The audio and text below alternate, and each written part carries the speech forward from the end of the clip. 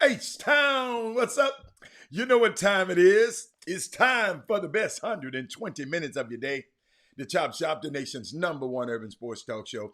Also, your midday sports happy hour. Yours truly, Robert Hatter, alongside Jim Hicks, coming to you live from Houston, Texas. But we're broadcasting all over the world via Facebook Live and YouTube Live. And it is Wednesday. A special day for us is because we call it Women Rock Wednesday, because we celebrate women every day. But on Wednesday, we just give them an extra dose of love. You know, everybody want love. You know, they've been talking about love. I need love, love, love, love, love, love. Love, love. I got a song, but I can't play it on the show. But happy Women Rock Wednesday to all the women out there. Let me tell y'all something.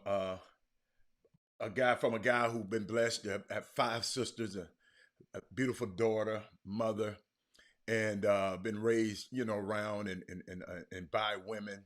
I have 5 brothers too, but those women that were in my life, even my sister-in-laws and all of those that helped raise me and the younger siblings in my family. So women always going to have a very special place in my heart, and so I like to celebrate them. So on this day, let me fix something right quick. Hold on 1 second.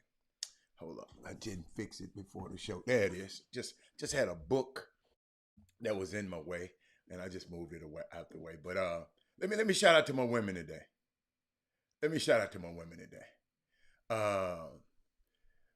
Oh, Mindy Collins. Wow. What? Whoa. Y'all, I promise y'all, this is not, I'm serious. I look on this screen. I don't remember this happening in a long time, but the women dominate the starting five. I mean, no men nowhere in sight. We got Mindy Collins, Sonya Billingsley, Dale Griggs, Kimberly Jackson, Madonna Johnson. They just shut it out. And Mindy on YouTube and Facebook on y'all. And it's a guy kind of snuck in there around in there, but we ain't gonna get in. We ain't gonna talk about him. Then the 6th lady of the day is Tamika Withers. And it's unbelievable. Shout out. Let me talk to all my girls. Who else I got? Let me look. Jessica, what's up, Jessica Brooks? Hold on, guys. I ain't thinking about y'all right now. I'm serious. Hold on. I'm keep on. Crystal Wilson's in the building. Sonya, what did BG IG post? I haven't looked. I don't be on social media that much. Oh, Dr. Newsom got 5 girls and 5 boys. Wow, Doc. Whew. Doc, yeah, I had a big family, Doc. I had a big family. But it was, I see, like my mom and them took a break. They had the older kids first, then they took a little break, then they had the rest of us. So it was kind of it was kind of cool. Uh, Let me see. I didn't think it. Oh, it happened last week. Thank you, Dale. Dale, but I mean, Dale, you had to see. Dale, you got to look at. I'm looking at this big screen right in front of me, and all of y'all names just popped up there like that. I said, "Wow, I like that. I like that." Okay, I'm gonna read it. I'm gonna read it when I take a little break. I can't wait. I can't wait. Uh, Dr. Newsom. Shh. No, Dr. Newsom said he didn't watch much TV, boy. He was having some kids around there. Mr. Jeremy Johnson said he has 4 girls and 1 boy. Oh my God. Yeah, you got your hand full over there, Doc. I got one girl and boy, yeah, she's something else. Um, let's see what else they talking about out there. I'm trying to see what else. Daryl Barnes, you in camp quarantine. Daryl Barnes, we had so many things. Why are you in quarantine? I mean, maybe I missed it.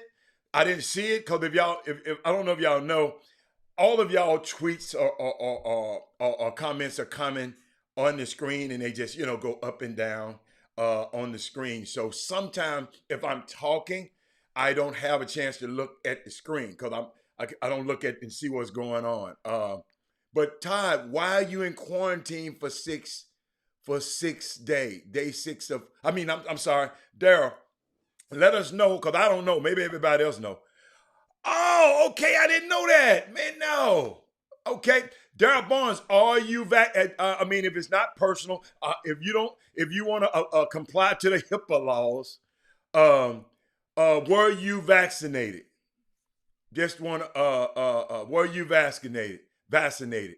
Who was that talking about tour that, but talking about the Astros? Oh, okay, the Astro boy. Okay, y'all can talk about that later. What's up, Trey Phillips? What's up? Trey Phillips in the house. I can start the show. But Daryl Barnes, were you vaccinated? I'm just curious. Because I am. And shout out to Michael Smith. He's back. He on the show. But guess what? Michael's birthday was yesterday.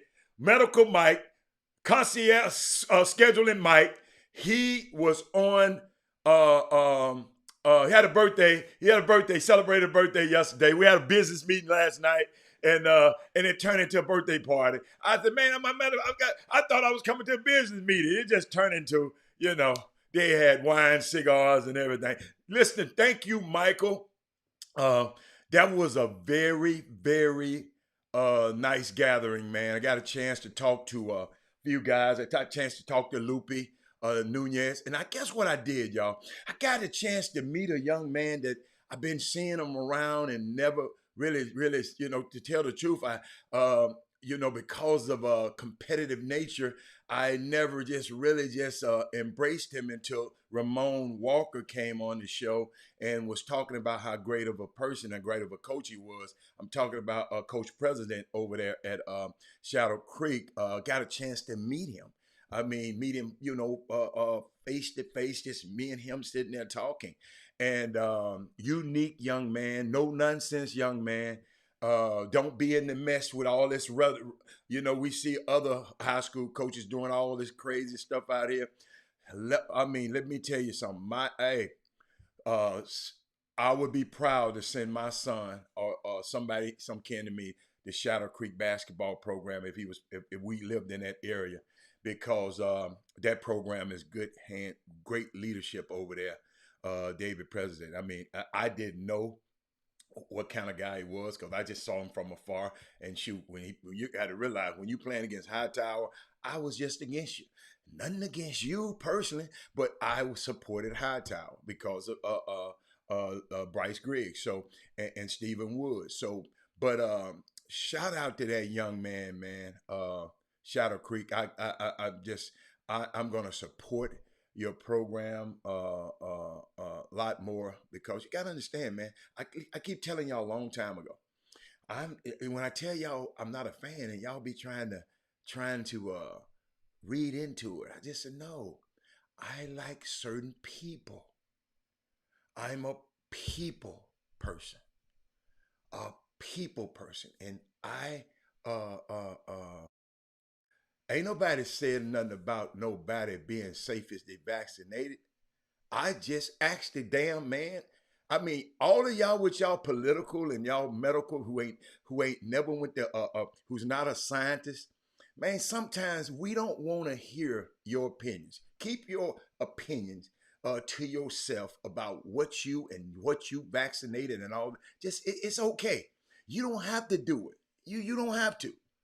Thank God that that man felt he needed Moderna and he got it. So what? What? How is that any skin off of you people? Y'all know who I'm talking about. Who y'all commented? How is that any skin off your back? How is it?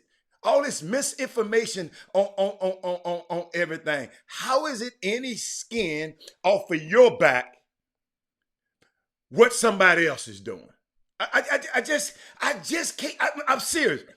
I am getting tired of y'all ass. And not just y'all, I'm talking about all over America. If that's what you want to do it. That man felt that that was good for him. It's okay. You know, always coming on here with the political, I don't want this and I don't want, so what? Stay over there and do whatever you do. And it's okay. But back to what I was talking about. Shout out to Coach David Presidents. Y'all got to realize when y'all put that ignorant that mess on the screen, I'm going to address that damn mess because I'm getting tired of it. Sometimes I just let it go. Just getting tired of it. Just get tired. I don't care who you did not invent no vaccine. You're not a scientist. I don't care what healthcare you work in. I don't care. I don't care. That's what y'all don't understand. Everybody, my daughter's friend, I work in the healthcare. My daughter's other friend, I work in the healthcare. Mr. Hatter, I don't care what y'all saying. It's okay. Keep your opinion. We don't care. I work in healthcare, so I know it all. No, no, no, no, no, no, no, no, no, no. If you can disagree by yourself. But guess what? It's a whole lot of other people disagree with you. And Rick, whole lot of other people disagree with y'all. Y'all, it's all right. You and Rick just text each other. It's okay. Y'all just text each other back and forth. But when you put it on this damn screen, I'm gonna address it. I don't care if you get mad or not. Okay? How about that? But back to Mr. President. Let's talk about something important. Shout out to David Presidents, president at Shadow Creek. Great time last night. Michael, shout out, happy birthday to Michael Smith. Man, and I'm finding out certain things. Herb Baker called me yesterday and said, Mr. Hatter, I was hurting so bad, I had to call Medical Mike. Doctors was playing around. Mike get on that phone and said, Doc, get my man in. Get my man in. Get him in. I need him to be seen today. Thank you so much for, thank you, Michael Smith. Thank you, Herb, for believing in Michael Smith, because some of these people don't believe in the damn doctor. You know, some of these people they so heavily minded they ain't no damn earthly good. And so thank you, what's my man? Thank you, Medical Mike, Michael Smith, for being there for our Chop Shop people to relieve Herb from all that pain he was in. I finally talked to him yesterday. And shout out to Thaddeus Moody. First of all, hold on. Shout out to everybody. Because Women Rock wins. I got so much women's stuff. I need to get it out before Jimmy get in. But shout out to Thaddeus Moody.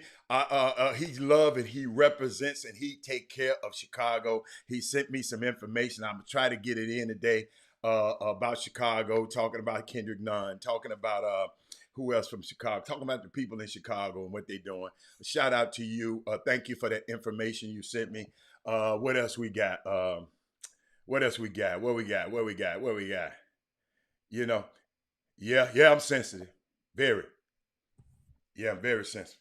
Because I got too many people out here dying from ignorance. But shout out to Daryl Anderson and his wife, Tony. They're over in Amsterdam. They were in Holland the other day. They're in Amsterdam today. Just living their best life.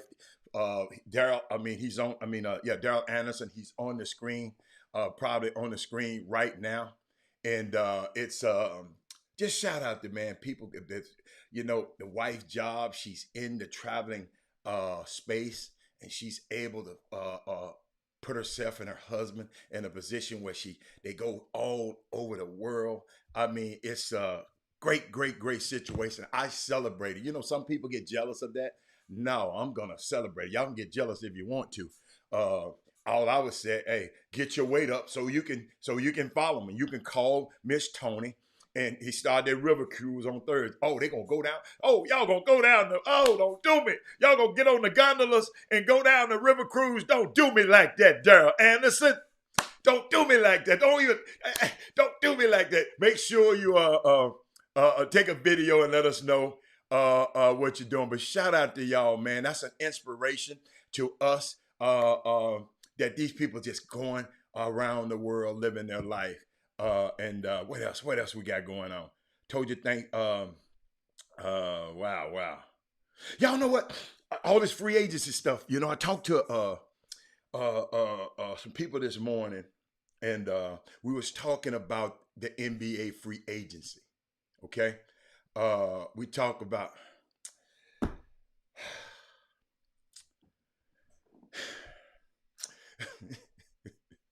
I'm gonna ignore it. We talked about it. We was talking about the NBA free agency, and a lot of guys hadn't signed yet in the NBA, and I was just explaining to these guys. Herb, what's up, Fox on here? I don't see you on here, Fox, but what's up? But Herb and Fox, everybody knows the money now is drying up in the NBA, and the roster spots are starting to dry up. Also, it's not not there yet. But some of these guys better take what they can get. But they're getting closer to the deadline. There's an NBA frenzy yesterday. It was fun. I enjoyed watching what was going on. The Lakers signed, and I should want to hear people's comments. No more comments about COVID. This comment about Carmelo Anthony. He's 37 years old, and he's an 18-year-old veteran, and he has 1 year at the veteran minimum. Then they moved to sign Russell Westbrook. These are the Lakers. All you people who like the Lakers, I'm talking to y'all. Dennis Schroeder. I don't know, man. That's a good one, Rick Brown. I don't know where he's gonna go. I haven't. It ain't no sweat off my back. But he had a 4-year, $80 million deal, and he turned that down. And what are y'all reactions all about the Banana Boat Boys? What are y'all? I just wonder, what are y'all reaction about the teaming up in L.A.? I think D Wade got championships. Chris Paul went to the championship. LeBron has championships. Now they're trying to get Melo a championship. Is Melo just coming to this team and he get a championship? Ivan Pettit. I just want to ask you a question. How much that means to you, Herb? Herb said he was born in the wrong era. You ain't lying, Herb. Herb. A lot of us was born in the wrong era. Hey, I would have took basketball a lot serious than I did when I was playing Herb. Oh my goodness. They give Kendrick Nunn. They just give Malik Monk. Hold up. I'm just looking at the Lakers. Let's talk about Chris Walker. I don't know if he's coming on today. He said, will they stay healthy? My only concern will the Lakers stay healthy. It's the oldest team, they said. It's the oldest team in NBA history. Okay? The oldest team in NBA history. Crystal Wilkes, you're not mad at him. Get a ring if that's what he's looking for. Crystal, what if he don't get a ring? Crystal, What if he don't get a ring? Crystal, don't you know it's a great chance he don't get a ring this year? It's not guaranteed that he gonna go and get a ring this year. I mean, and I understand, go get a ring. So he done spent all these 18 years being the man. So he gonna come, okay, let me sneak over here with all these the ARP gang, the ARR, what is the ARRP? What is the AARP? Yeah, the AARP gang, and the antique store. And let me see, can I get me a ring at the antique store? Crystal Wilkes. Come on, Crystal. Hold up. Shaquata said both of my kids said LeBron giving out ring. You get a ring, you I'm just so Melo got a ring. That make you like Melo better? My daughter, you know, she been had this crush on Melo since she was a whatever. You know, she gonna call me last night. You know I'm happy now. Melo. Wait a minute, y'all. Hold up. Look, I love Melo. But guess what? If he have a ring or not, I'm gonna still like Melo. I like Melo. If he get a ring over there in the Lakers, I'm not gonna think no better or no worse of him, Barry McDonald.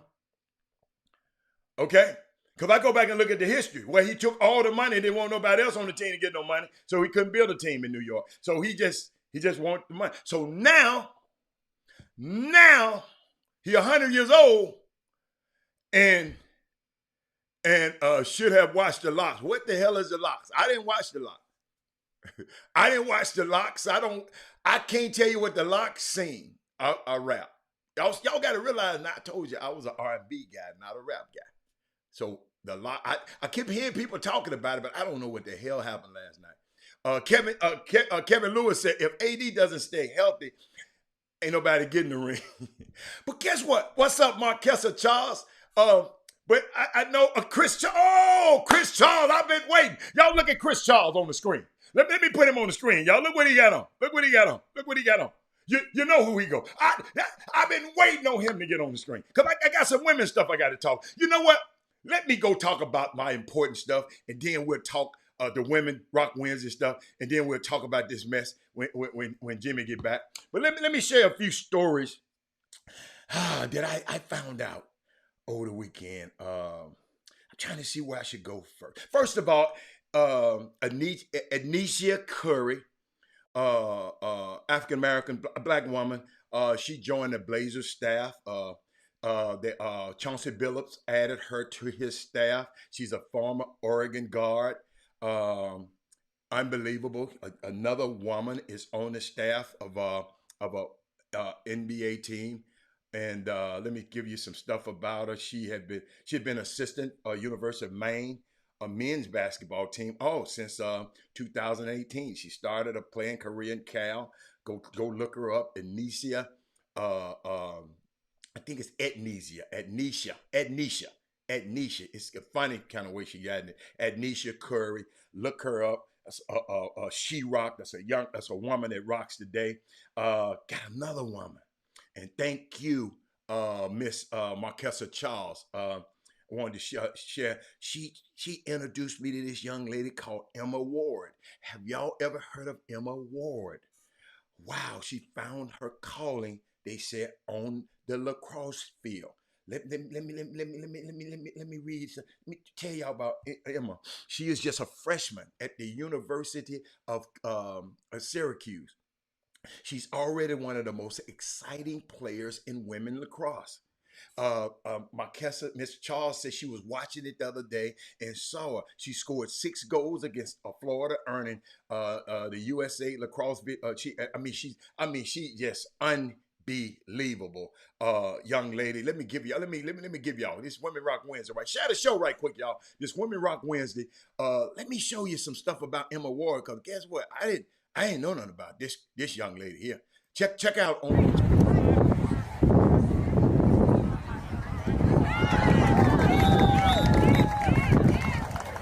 I got that one. Did you see that assist? Oh, I got more. I got more. I got more. Watch this. Watch this. Wait, hold on, hold on. Unbelievable. Love the stick drop. Fancy footwork behind the crease. And then just with a little stutter step, she's able to get her defender on her side. The clearing out from her other players gives her space for the stick side. Unbelievable. Love this. We always gonna ask some flair. Y'all know a lot of us don't play this game, right? I'm telling you, I tried to get Robert to play it. He said, Dad, I ain't playing that. Hold up, I got more. I got more highlights from Emma Ward. Hold on, check this out. Here's Megan Tyrell, 18 in white, flips it to the talented freshman, Emma Ward! She unleashes a flamethrower, stings the corner, and ties it at 3. This is that great motion offense. You see the defense have to rotate and shift, the flip pass, and then the rip from Emma Ward.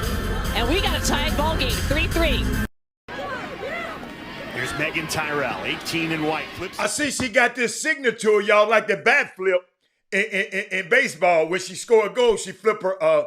But thank you, Marquesa. I did not know anything about this lady, and it was unfreaking believable.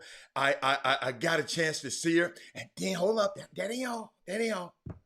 I'm at Medical Mike's party last night. I got more, and Lupe Nunez in town. I said, well, what you doing in town, man? What you doing in town?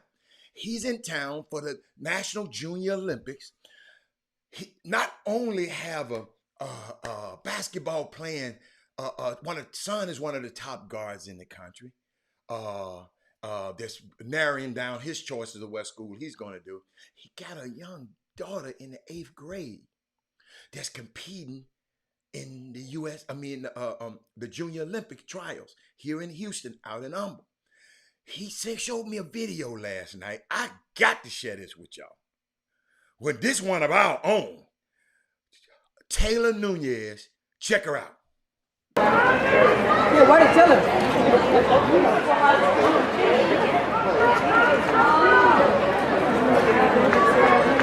That's her in lane 4. I think that's her in lane 4. I got it. Yeah, right here. Y'all watch that. Heat 6, Gray, Potts, Nunez, Allen, Watkins, and Bryant.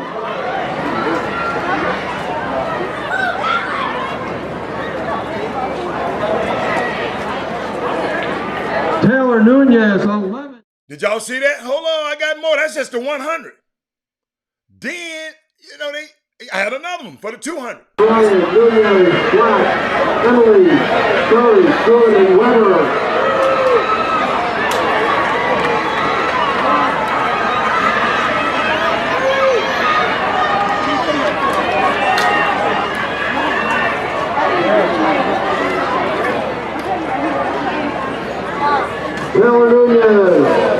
Shout out to Taylor. Taylor, Women Rock Wednesday. You rock the day. Your mom, your dad. Well, not your dad. This is women. Your mom rocks. Your mom is a former Olympic caliber runner and athlete. So I mean, it's just great. You remember that she probably used to be Austin Nunez's little sister. Now Austin gonna be her big brother.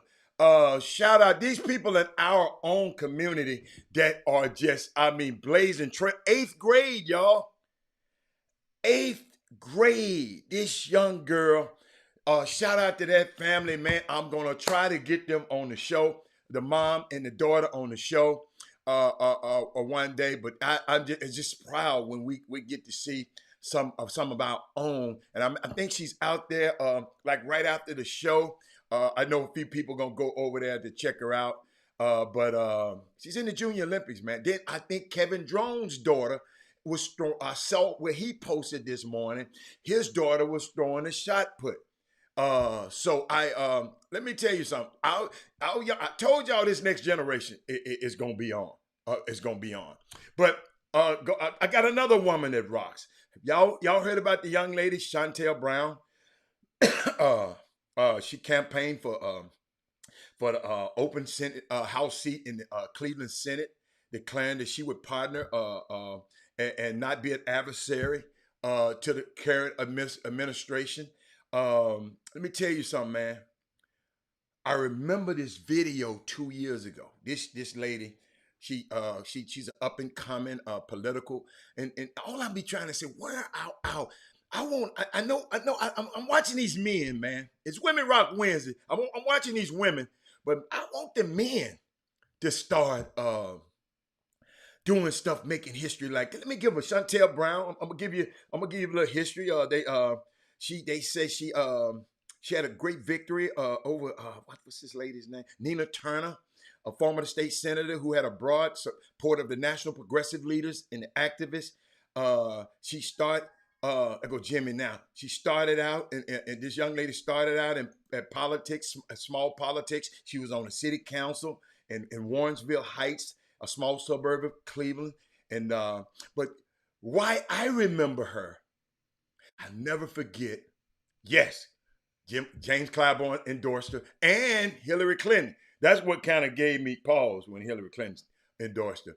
But let me show you something that happened 2 years ago. This just happened last night. She won last night the primary, and usually the Democratic nominee from that area usually win. But let me show you something that happened last night. Jimmy, I got you on in a second. Let me show you. This something happened 2 years ago. I definitely gave this advice, but I give this advice all the time. You just remember that when you're speaking, it's not about you. It's not about how you look. It's not about how you sound.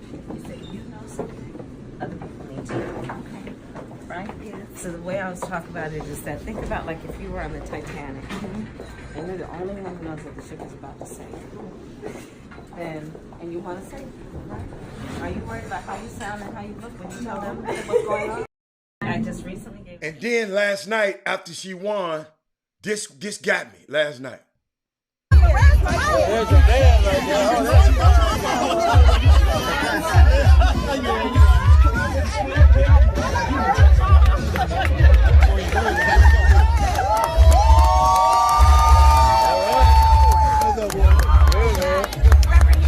Busy.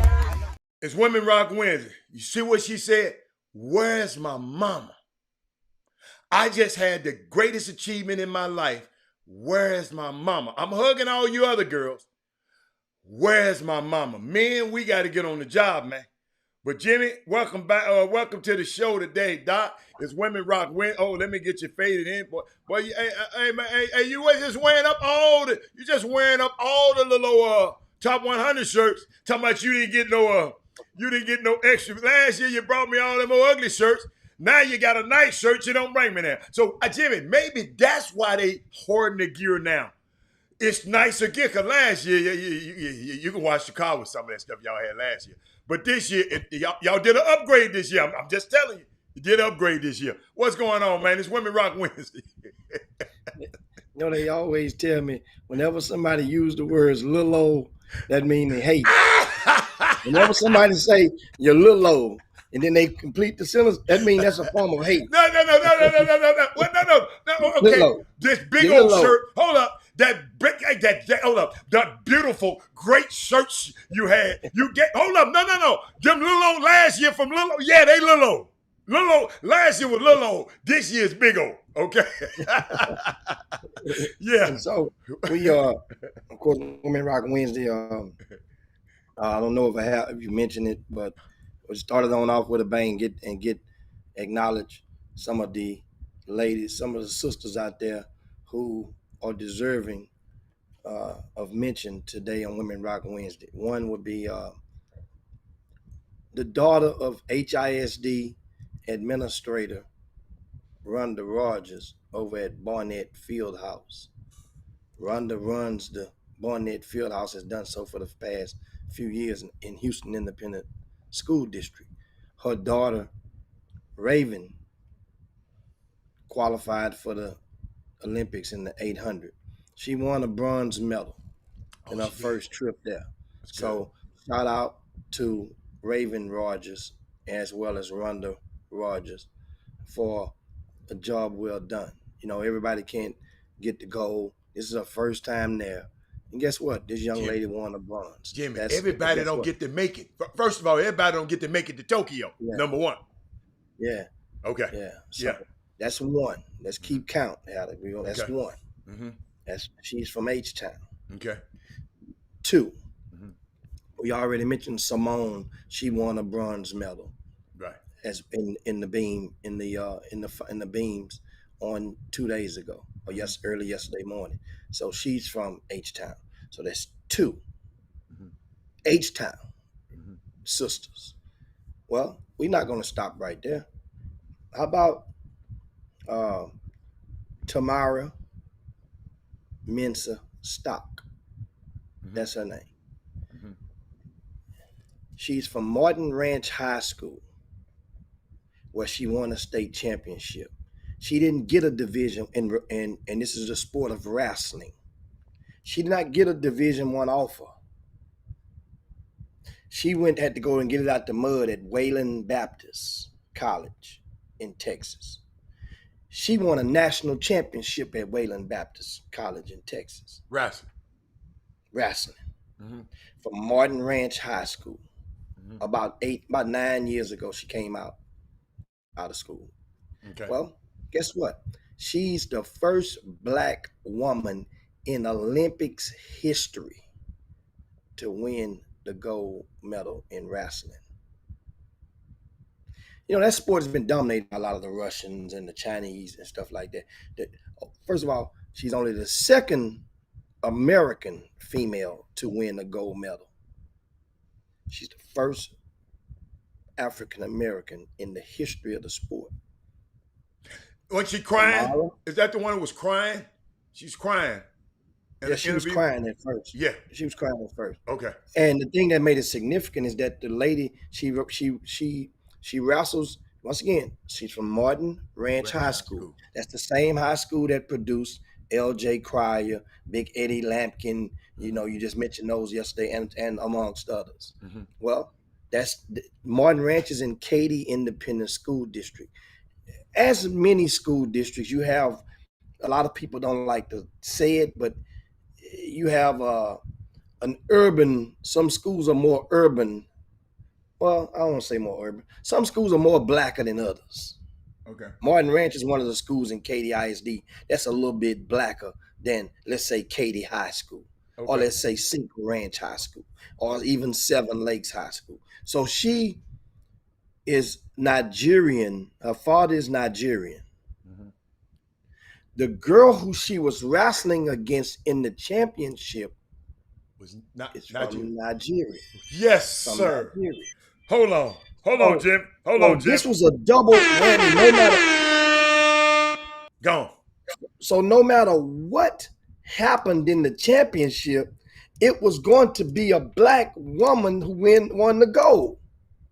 Wow. No matter what. And mind you, Nigeria, not only had they never won a gold medal, they had never won any medal in female wrestling. So this was historic proportions, because this young lady, with her father being from Tamara, with her father being Nigerian, you understand, and so she felt some kind of way and had an abundance of respect for her sister, walking to the before the match and even after the match. They say during one of the interviews, if you watched one of the interview that she gave immediately after winning the gold, the other young lady, the runner-up from Nigeria, was walking that way. She paused talking and let her come on through out of respect, and told her, like, she didn't use the word respect, but it was like, it meant respect, like respect to you. That was a beautiful moment. So if you hadn't done so, you look up, it's Tamrya, Tamara, right? Mensah, MENSAH Stock. She's married. So that's where the stock comes in. So it's Tamara Mensah, for those of you that went to Martin Ranch or went to middle school, and maybe know somebody out there maybe know of the young lady. That's cool.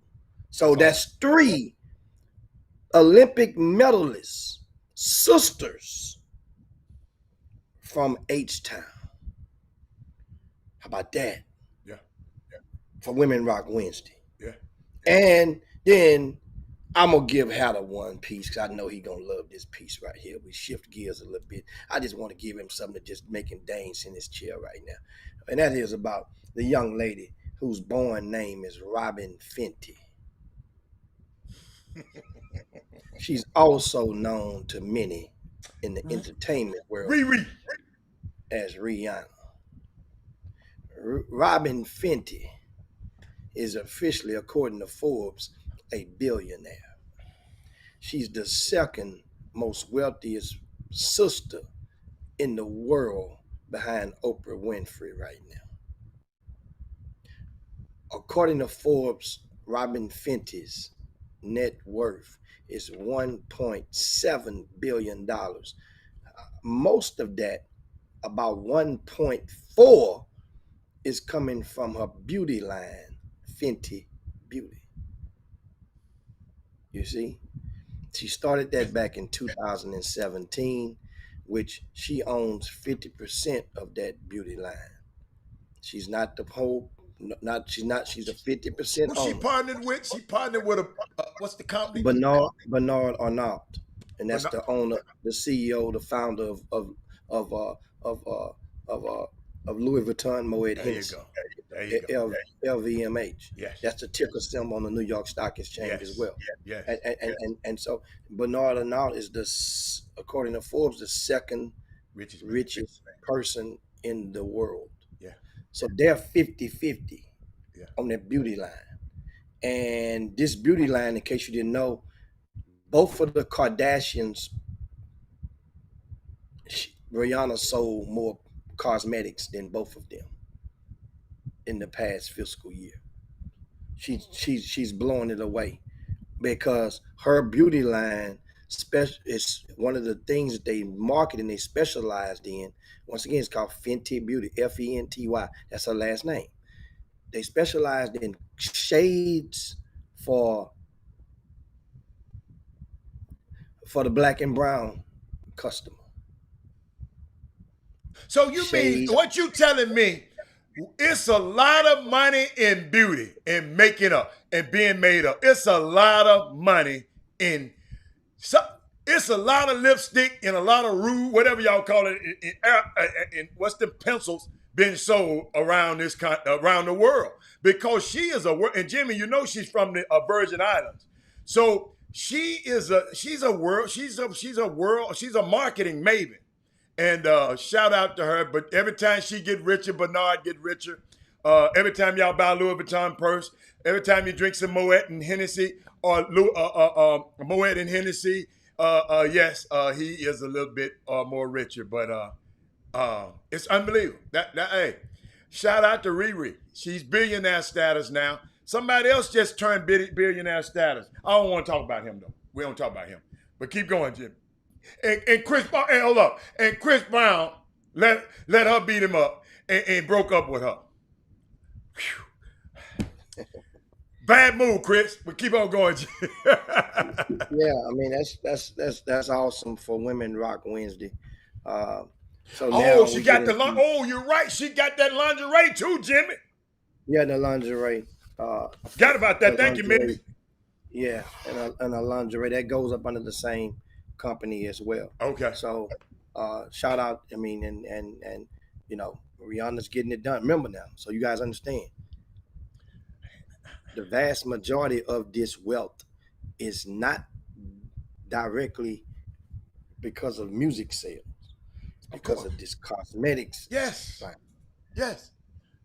So this is important as you see a lot of the entertainers and they shift gears and shift over and diversify some of their portfolio or devote some of their portfolio into other adventures. That's the common practice now.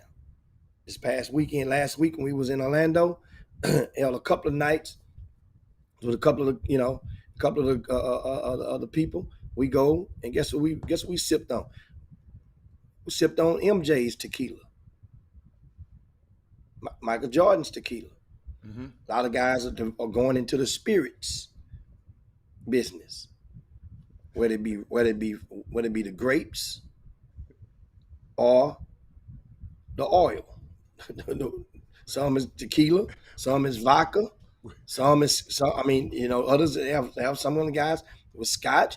They have, and I even know, like I said, without saying his name, that was a very popular Division I college coach out there, has his own brand of bourbon,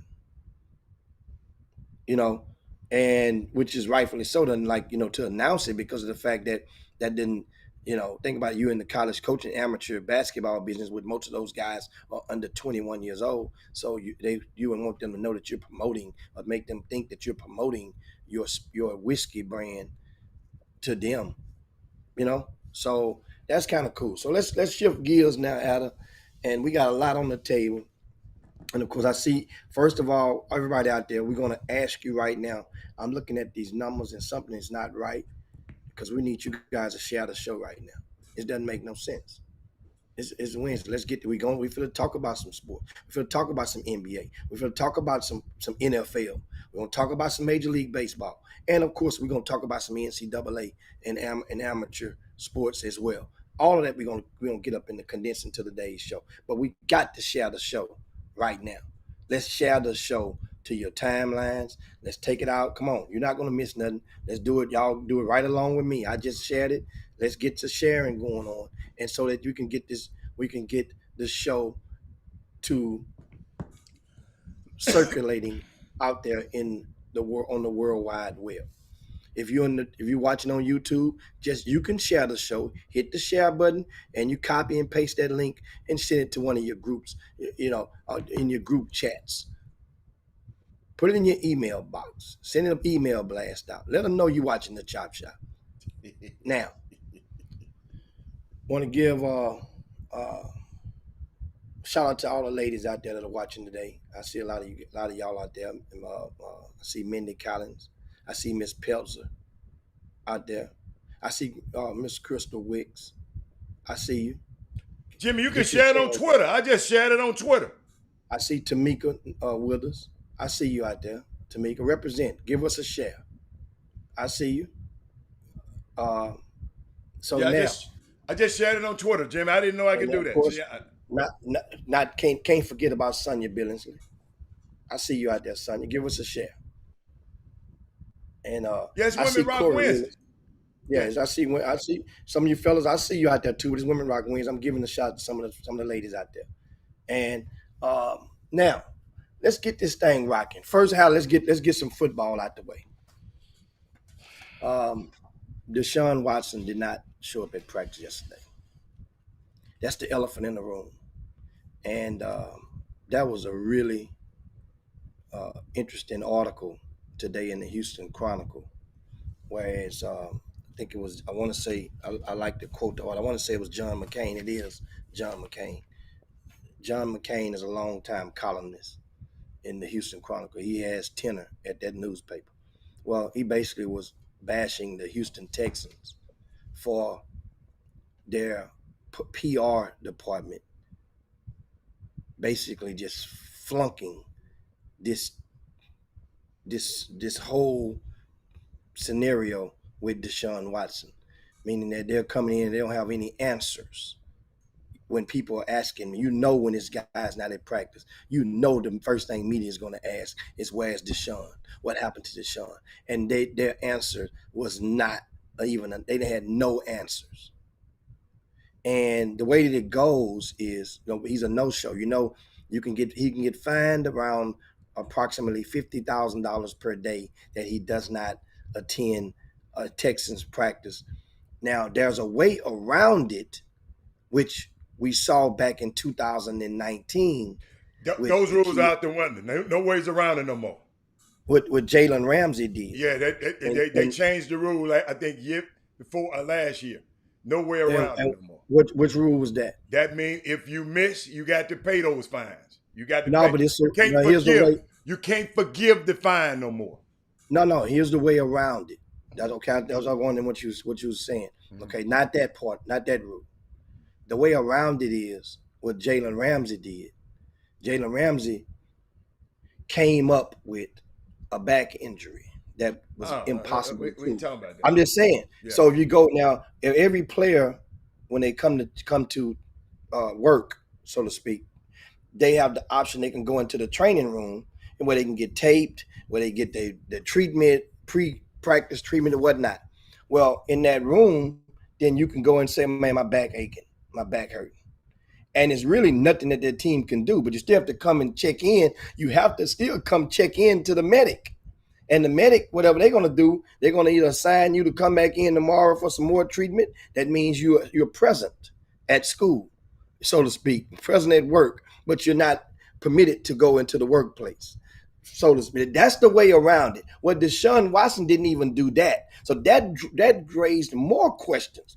Well, you can't say he's hurt, because if he was hurt, then you would have a medical explanation or prognosis of him right now. So it was ironic that, for those of you who don't live in Houston, on one of the local news channels the night before, Deshaun did not show up in the workplace to work. There was another young lady who gave an exclusive interview, and they put details. She was, on the news station at the 9 o'clock news, and it was describing something that Deshaun allegedly had done to her. This was a sister. And what he wanted her to do to him. You didn't see that part? What she wanted her to, what he wanted her to do to him. And what he wanted her to do to him. Yes. Put her hand. She did. She described it. Yeah. Dude. The towel fell off, and what he did, and this and that. They let it roll. They let the camera roll. Dude. So could Deshaun Watson's absence from work be a direct or indirect result of this young lady's Jimmy? She got a video. It just popped up. I can't play it, and I'm not gonna play it. But this girl was an interview. She did an interview. Wasn't in the news. She did it with a podcast or a show, a sports show. And she was describing he liked for people to massage up in his glutes and go inside of him. That's what the girl said, Jimmy. She said go inside of him. She said it twice. This girl, I can't play it. I wouldn't dare play it on the air. But I tell y'all what, go to Twitter and put in Deshaun Watson, and you'll find the girl. This girl, Jimmy, I got the video. And she said, and the lady said, what? She said, yes. He was a little different. Hey, and she said the owner of the salon was just so happy to have, these group ass people, so happy to have him there. She told, it's I'm telling you, I don't know how truthful this girl is, but first of all, now if she telling a lie, if I was him, I'd sue her immediately. Send that link. I'm not sending y'all some nasty little things. Talk about sending that link. Let me find this thing, Jimmy. I had it queued up, but I said I'm not gonna put this on my TV. On this show. Yes, y'all Google it yourself. Look it up. Y'all quit being. How they ain't sending you nothing? Go to Google. Deshaun. What's the little girl's name? Hold on. I'm not sending you nothing. I ain't about to look for it. I'm doing a show right now. What's this girl? Go to 713 Houston Sport. I saw it right there. Just Google Deshaun Watson and the girl talking about him going up in him. Yes. He said he liked it, Jimmy. Wow. Yeah. Now, here's the thing. Uh-huh. Deshaun has 22 legal civil cases against him that are on the books right now. 22 different females. And I think what's happening now is some of Deshaun Watson went out and he said a couple of times, either him and or his legal representation, that he's not trying to settle not anything. Well, I'm quite sure any statement that Deshaun makes pertaining to this case is definitely going to be vetted and approved or encouraged or influenced by his attorney. Let me tell you something. You ain't Boo Boo the fool. There is little to no chance in hell that Deshaun Watson would be willing to go through 22 trials, exposing his private business to the world. That'll be public. That'll be public record. It's nowhere in the world. Maybe 2, yeah, not 22. Because anything that he says in trial number 1 could be used in trial number 2. Anything he says in trial number 2 can be used in trial number 4. and so on and so on. So now the value of Deshaun Watson, it depletes. You remember now, I mentioned Jalen Ramsey a while ago. That was the man that played for the Jaguars that went over to the Rams and led the Rams into the playoffs. But me personally, that year he led them into the playoffs. I think they underachieved. He underachieved. But at the same time, did you know that Jalen Ramsey, Deshaun Watson have the same agent? Yeah. Yeah. They have the same agent. Yeah. So this is not the first rodeo. Not Dave necessarily. Mulugeta. I'm not talking about David Mulugeta. Yeah. It's not the first rodeo of him having a player that wants to get out. Deshaun wants to get out, but the Texans aren't going to just give him away for peanuts. They're not. Think about it. The Colts just lost their starting quarterback for the year. Isn't the Colts in the same conference as the Texans? Yes, sir. But if you're the Texans, are you making a deal with the Colts for Deshaun Watson? Hey, Jimmy. Hell no. Jimmy, Hell no, I'm not sending you to the team in my conference. I'm not sending you to the team in my conference. We could beat right now, the Texans, they could beat the Colts. Well, no, Texans can't beat nobody. But in their minds, they probably think they could beat the Colts. Hey, Jimmy, I just did something that I said I wasn't going to do. I sent them a short version, and I done posted the long version. Y'all can go listen to it a little bit later, not right now, for yourself. And y'all tell me tomorrow. We'll talk about tomorrow what you think the lady is true or not. I gave you the short version first, and then I went and gave you the whole interview. Let me tell you something. I turned it off when she started talking about that. Jimmy, I couldn't hear it no more. Oh, let me get something clear. Yeah. Did you? Now I saw the interview, but obviously I didn't watch the entire interview because the TV news it did not give. They wasn't gonna put that on TV. It gave you excerpts from the interview. Right. So let me get something clear. Mm-hmm. Let's make sure I heard you right. Mm-hmm. Did you say that the young lady said that that Deshaun wanted to go inside of her? No. Or he wanted her to put something inside of him? Put her finger inside of him. And she wait a minute. He wanted her to stick her finger in his shooter? Jimmy, he liked that area. He told her, I like my glutes and I like the inside of my glutes. You can go all the way up on the inside of there. That's what the girl said. I think the girl lying. I'll pray the girl lying. He wanted a prostate massage. See, thank you, Rob Brown. Rob Brown, because I don't know how to say it. Look at Michael Smith saying, yes, Hicks. I'm not going to say it on this show if I didn't see it in myself. Jimmy, yes. Wow. So she wanted him to shoot in his shooter.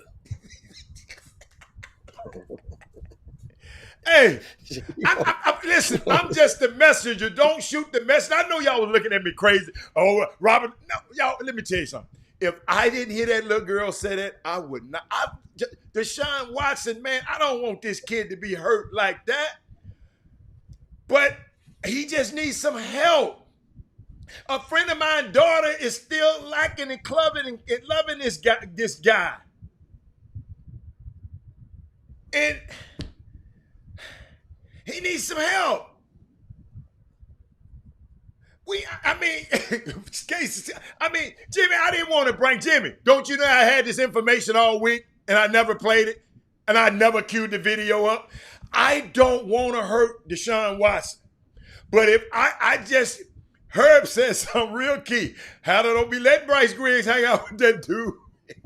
He used to go to Bryce Griggs games.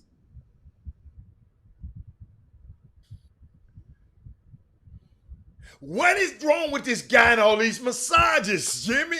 He told the girl, I don't want nothing else touched but my buttocks, my glutes. Leave everything else alone. And then, you know they crazy. So for everybody on the YouTube feed, Barry McDonald's on the Facebook feed right in the Boom Boom Room. If you just tuned in to the Chop Shop, we want to ask y'all to share the show again right now. They're just getting, this thing is only going to get better right now. But Barry McDonald says the Deshaun situation has literally gotten shitty. I saw that. Barry is crazy. Hey, man, y'all, this not funny. See, Jimmy, I shouldn't have said that. I shouldn't have said that. I should have left it. I've been had that in Jimmy in my notes. I had it in my notes, but I was not gonna use it. Man, but is that a crime, Jimmy? Is that a crime? Stacey Houston says a lot of dudes out there like that type of massage. I'm gonna tell you something. Don't touch me. I'm gonna be truthful about you to you guys about something. I don't think that no guy has ever felt comfortable enough around me to share no shit like that to me. Never. See, some people be comfortable when they feel comfortable around you. And they can share certain secrets. I ain't never heard no. I don't know of a lot of guys like that. Ain't no guy never been comfortable enough around me to say, "Hey man, I like it like this. I like them to pull it up, to stick their thumb up my shooter. I like it." Ain't no guy never been around me to tell me. Ain't no guy never been comfortable enough around me to even tell me, "Hey man, you know what? I sure like that guy right there, man." Ain't no guy been comfortable enough around me because I make it uncomfortable on purpose. If you're around me to let you know, you don't really talk like that. Hey man, this stuff is, let me tell you something, man. I hate I brought it up. Lord, forgive me. I call myself, Jimmy, since you talked about it and you mentioned it, and you didn't go there, Jimmy. And I said, Jimmy must have seen the whole video. He just said, Jimmy, I'm sitting there thinking about this kid. I ain't gonna lie, I feel bad for him. Jimmy, the man finna lose a lot of money for his little freaky deals. And all he had, Jimmy, and what I heard, I'm gonna leave it alone. Because guess what?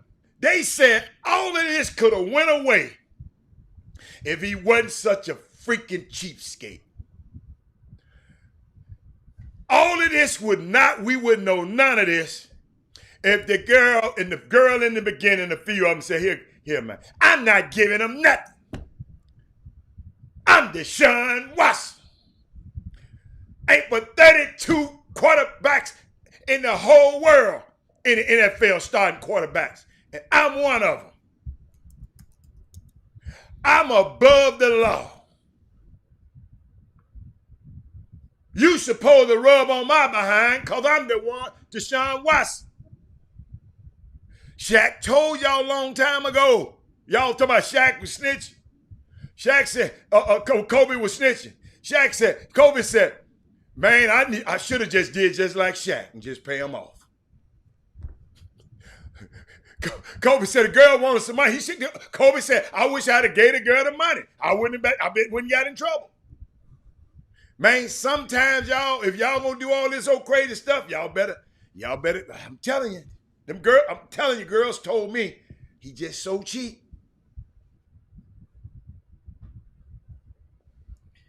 Yeah. Oh boy. And guess what? Yeah. And we got people like the girl I was telling y'all about last night, Jimmy, walking around here, and he want to go, get the hell out. Something wrong with that guy. But let's go. Jimmy, man, where were you going with this? We don't want to talk about him no more. No. Jimmy, hold up. I hope all these allegations are false. I pray that they are. So that's just where I feel. It's gonna take a lot of damn praying. That's 22 cases, man. That's 22 cases, man. Yes. It's gonna take a lot of praying, man. A lot of praying. But at the same time, Deshaun Watson, he don't feel sorry now. Luckily, the thing is, the NFL has basically gave him more rope, so to speak, by not acting on this. They could have came and acted and basically cut a hole in his pocket, and that would have really been something else. No, they wouldn't have took his money, Jimmy. They would have just suspended him. He would have put him on the suspended list until the court case is over. But then why you on the suspended list, you still get paid. You get paid while you're on the suspended list? On the commissioner's suspended list. Well, if they put him on suspended list, then that means they can't trade him, though. Yeah, they can't trade him. You're right. You see what I'm saying? They can't trade him. So I know for a fact, Jimmy, several teams want him. Philadelphia's won. Washington. Several teams want him, but they just want to know what's going to happen. And there's no way to tell that right now unless he's going to come out and sit and let them know under the table, we're going to smash all these cases. And once that leaks out, think about it. That means you can't settle with girl number 1 without settling with girl number 19. You see? So it's like you in this 22 cases, man. And some of these girls, have y'all seen how some of these girls look? The light had to be off. It couldn't have been no light on in the room. It was some of these girls. He had to have the light. Jimmy,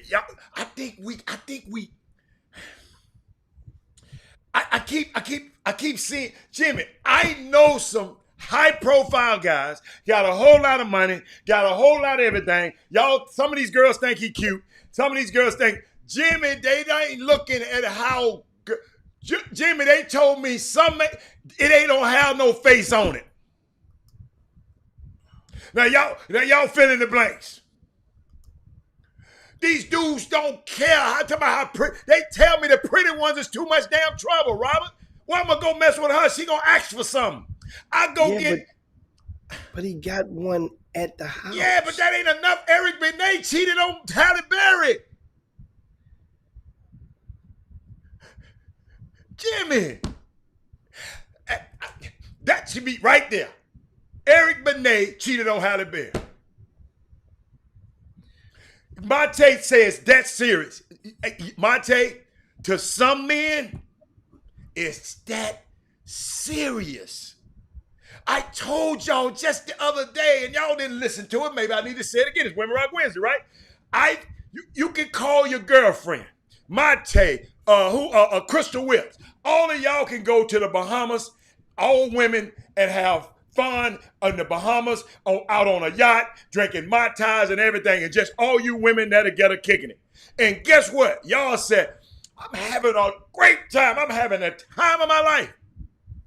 And Crystal, a guy can go to Mississippi on a trip with the boys, and meet and hook up with the waitress at Waffle House and knock her off. And guess what he said? Man, that trip was off the chain. Men, what's the name of the book? Women from Venus, men from Mars. And men. Some of these guys just think different. And Jimmy, you said, he got a beautiful girl at home. Yes, he does. But maybe he don't want her to do all of that.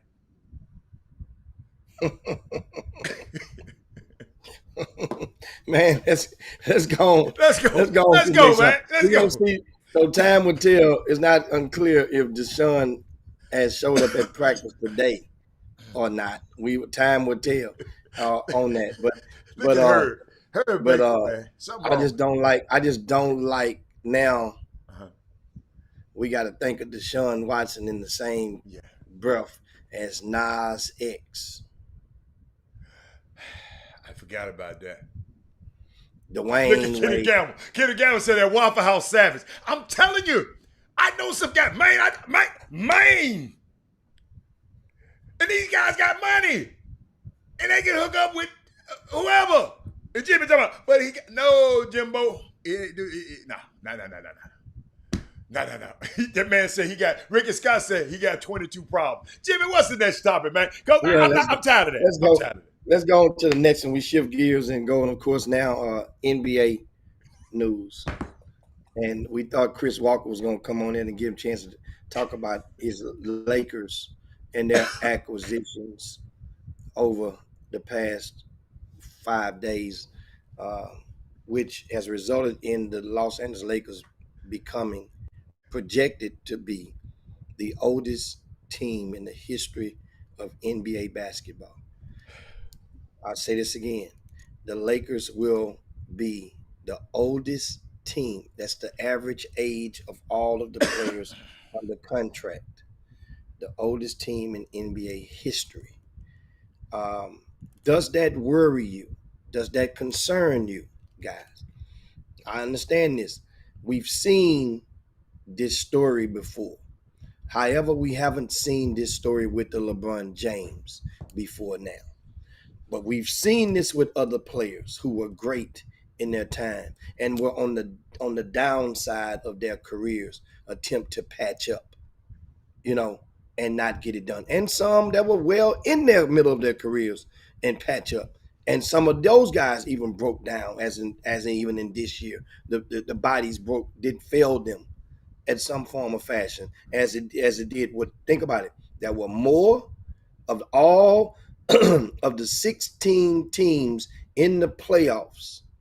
This was the most starters that were injured and missed games in the NBA history of the 16-team format. Talking about stars, meaning that's the first, second, third option guys that missed games was this year took place. Now back to this age situation. Adam, I personally think that we heard the rumors a couple of years ago about Carmelo LeBron was trying to get him in a couple of years ago. And somebody nixed that deal because Bron, it leaked out, and Carmelo was no doubt when he was going to leave the Rockets. They thought he was going to go to the Lakers, but Portland ended up getting him, and that was that. What you think happened? What you mean then or now? Who you think nixed it? It's hard to say. I think that probably the agent, the former agent, who's up top. Think Rob Pelinka nixed it. So why he's still there? So why he allowed now? I think because you won a championship since then. So now you soften up a little bit. You know what I'm saying? You got to give the guy, you give the lead employee what he kind of wants now. If you want a new toy, you want to play with his own ball. Okay, we give it to you now. You win. You won us all a ring. We're playing with house money right now. So I think that this was part of the kind of like, think about it. This ain't the first time LeBron has done this. LeBron reached back. Well, it's kind of different. Remember Dwayne Wade went to Cleveland? A lot of people forgot that happened. But when Cleveland signed Dwayne Wade, think of how everybody felt. They got D Wade coming. You remember that? Oh man. Well, LeBron wasn't on that team though, was it? Huh? I don't remember. My memory is fading. Yes. I don't. Okay. Yeah, he brought him over there with him. Then D Wade went to Chicago. I don't remember that. D Wade got cut. I mean, he didn't want to be there. Remember, he didn't like his role. D Wade was like, "Man, y'all just gonna let me go. This ain't gonna work." Ken Gamble must be a Laker fan. See, when you say something like that, you must be a Laker fan. Lakers got enough young players to make it work. When you say something like that, I know you're a Laker fan. But keep going, Jimmy. I'm sorry. Yeah, so I'm thinking first of all that Carmelo and LeBron, they're homies. They've been boys for years. Dwayne Wade is too. And Dwayne Wade, I'm saying, so you're looking out for your dude. You want to run with him.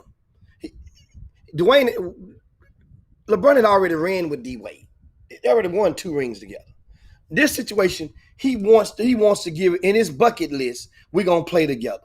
Okay. If he had his way, it was gonna be Chris Paul was gonna either with Chris Paul and or Carmelo. We knew that was gonna happen. I'm trying to see why. So Rob Pelinka said, "Okay, we can do it now." Okay. I mean, if you want a title, you can see that happening. That's like you do your homework. You can go outside and play. Maybe that's one of the reasons him and Magic Johnson got sideways. Robin and Magic might have got sideways because Magic liked Melo. Time will tell on that. Time will tell. Magic has been great at keeping their business out of the street. Yeah. Magic is better than us. In a whole bunch of ways. But Magic did. So I got a question. So if Melo come over there and win a ring, you feel better about Melo? Oh man, if Melo you would feel better about it. Put like this. If the Lakers can pull off this they can win. This miracle of an accomplishment. Yeah. And Melo Melo get hurt and don't play, but he still get a ring. Nah, I mean, I'm just asking you. What would it matter? Pitch like that for him. Everybody's role is going to take a notch down for this to work. All those guys are not going to turn it back the hands of time. Even Russell Westbrook, his shots per game is going to have to decrease. Everybody is going to see a decrease in their role. And that's the only way for it to work. That means it has to be a fair share of load management. But after a period of time... No, you don't like load management, though. No. I don't like load management when it's coming from a guy and you know that a guy that's able to play and you're doing it... Jimmy, the next NBA player you talk to, you ask him, man, have you ever just didn't want to play? You was able to play in there. I don't know none that could play. And they love the limelight too much. Jimmy, them dudes love to suit up and hear their names.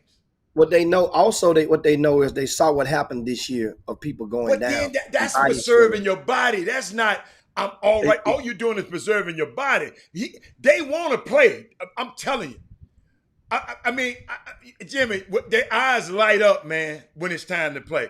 I got something. Yeah. But you know what I'm afraid of LeBron them in this thing, Jimmy? I was thinking about it. Because in this sport sometimes, you either die a hero or you stay around long enough to become the villain.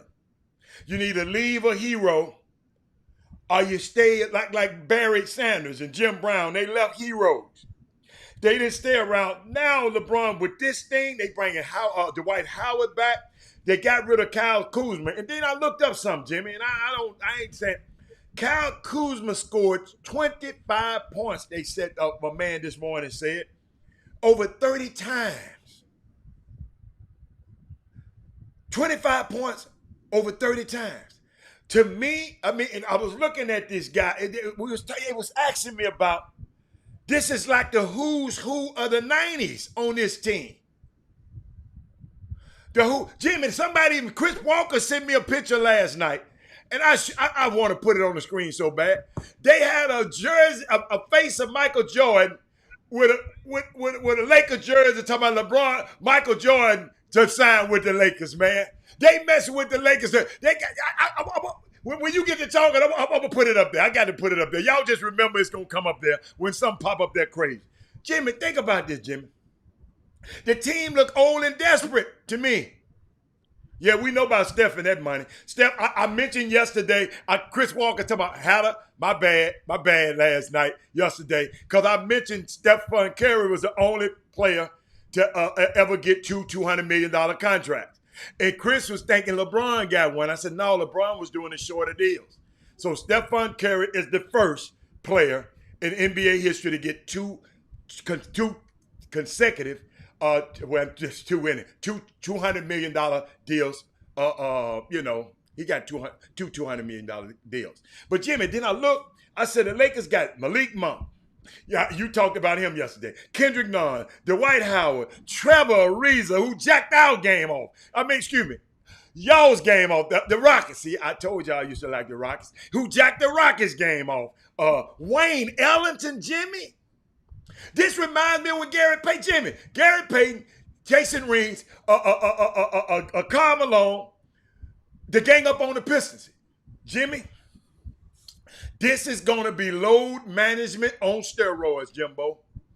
You just said, Jimmy, think about this. How are these old ass Geritol drinking dudes going to last a whole season? How?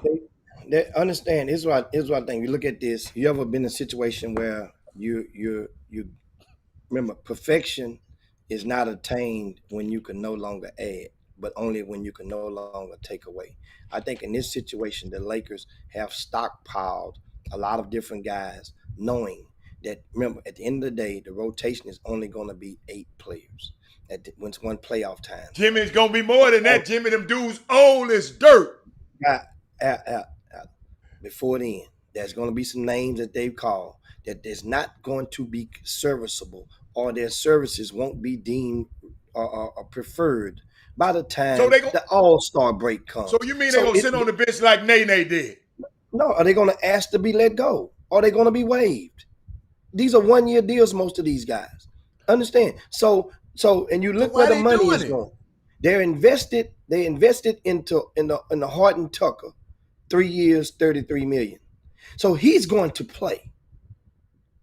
You know Russell Westbrook is going to play, right? There ain't but one more spot left in the starting lineup, and that's for what?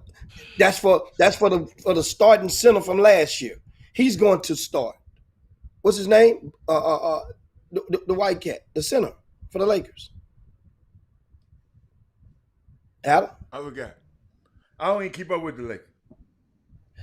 I'm sorry. Which one? You talking about the guy with the brother? Oh, Gasol. Yeah. Oh, he's still there? Okay. Yeah. Okay. All right. Okay. Yeah. So the starting lineup is set. So now you're talking about all of these guys are vying for minutes as reserves. So that means now your reserve, think about it. You got about 7 guys to find a way to narrow that down to 3 or 4. That's not hard to do. That's going to sort itself out. And then guess what? Remember, think of this as trades. Don't even think of it as they picked up all these old guys. Think of it as trades. For example, you traded Drummond for Dwight Howard. Based on productivity, output per minute.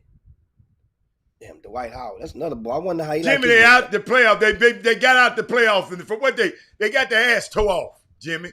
Don't say that Dwight Howard. That's kind of literally, okay. Dwight Howard. You know, he might. Okay, I don't want to hear it. Okay, my bad. Oh, and by the way, I was in Orlando last week. Remember, Dwight lived in Orlando, and I met some people that know Dwight Howard.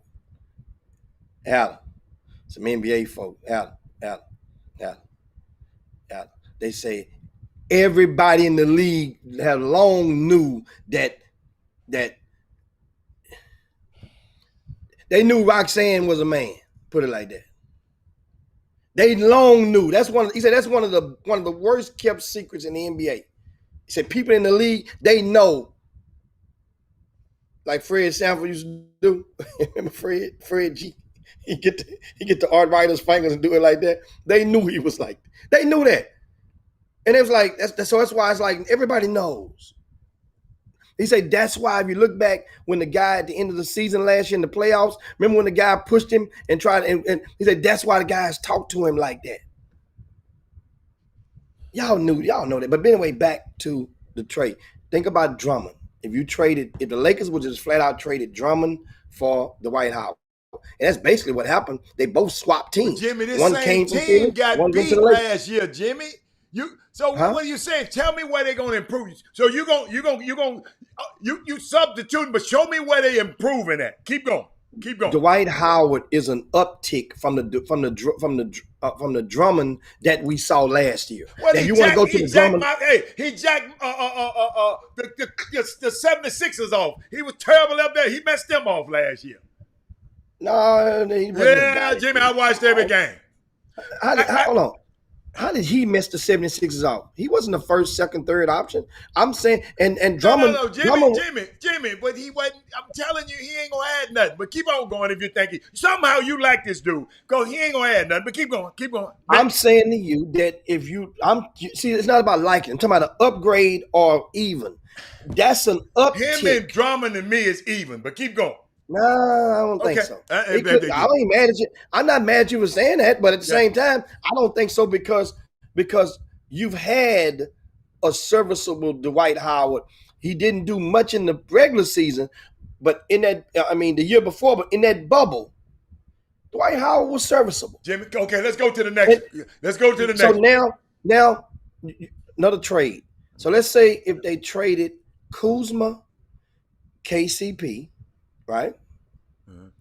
And Montrezl Harrell, whom they were not using at pretty much at all last year. Okay. And Montrezl Harrell had disconnected pulled his plug out the wall. Okay. So he wasn't coming back to the Lakers no matter what. It wasn't even an option. So you traded basically Kuzma and KCP for Russell Westbrook. That's a good. It's an upgrade. I'll take that one. But I'll take that one, but I wouldn't have used it there. But you using two players for that's not fair. Give me one player. But they both left in the trade. Look the trade up. I understand, but I'm just saying they both left in the trade. But I'm talking about how you add value to the team. As I said, Kuzma scored over 25 points in 30 games last year. So Russ ain't gonna come over here and score no damn 30-some points. Russ is going to duplicate that at least 25 games with 30 games with 25 points. Russ going to duplicate that. If no player is going to duplicate it, Russ is. Okay. Now, let's look at the next trade. He don't have that many shots, but keep going. He's going to make them, and not make the shots, but make the shot attempts transpire. He's going to make the opportunities go. Now, when LeBron got that ball in his hand. LeBron, one thing we know about LeBron, and it's been to his fault. He's been too unselfish. LeBron will always be the unselfish one on the court. But LeBron ain't going to let him jack the game off. That's all I'm telling you. Jacking the game off and jacking up shots. But Jimmy, you trying to win. You ain't talking about getting points. LeBron trying to win, man. Think about with Russ. Russ is he's a year older. That means you should be wiser to a degree. Russ should be at a point in his life where he should know it's a reason that your ass is wide open at the 3-point line. Don't fall for that. Don't fall for that banana in the tailpipe. Back in the previous years, Russ would willingly shoot that open three without hesitation. Now, Russ, it's still 8-9 seconds left on the shot clock. You ain't got to shoot that 3-pointer. Let's go and just give and go. Let's go do some stuff. Let's go do some floppy or whatever the hell we can do something with you to get you something better. That's the thing I'm banking on. But now we're talking about the Oh, trade. you banking on? Okay. I'm glad you cleared that up. Keep going. Yeah, that's all Yeah. you can do right now. It's speculate. Because Russ ass ain't thinking about that stuff. Nobody Okay, talking about. that's the same thing. Think about it. We said the same thing for Carmelo when he went to Portland. Man, Okay. Carmelo gonna shoot up all the balls. He gonna shoot up all the balls. That's all he gonna do. I didn't say that. I didn't shoot. say that. Man, guys get older, they get wiser, and when they get wiser, they try to become more efficient. So where Melo That's gonna all. fit in? Where Melo gonna fit in? Melo is in a position right now where he's willing to just play with his dude. Melo is going to be that 8 guy off the bench that can be serviceable. That's the thing. This team, the focus point for this Lakers team is going to be who can they guard, who can they stay in front of. That's the thing where old comes into play. They want to play a lot of zone. They don't have a verified shot blocker on the court at no point in time.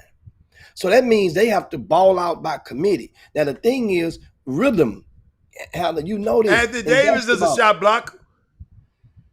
But yeah, AD is the only shot blocker. So give him AD.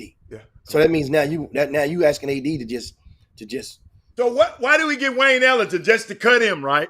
Well, no, you get some players just to see. You can get 2 knowing that one of them may make it.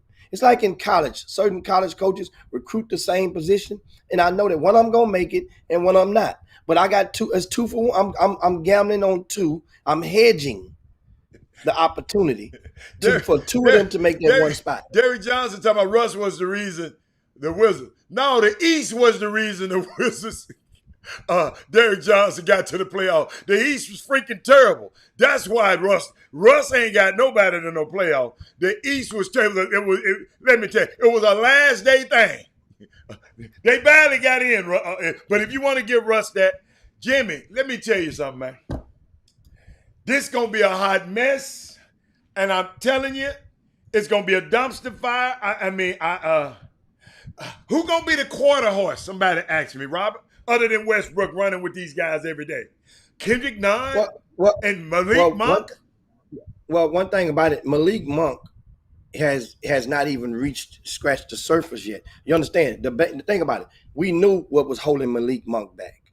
And that was Malik Monk had not gotten to a place in his basketball career where they can know you more for smoking more weed than it is for you being productive on the floor. So that's the thing with Malik Monk.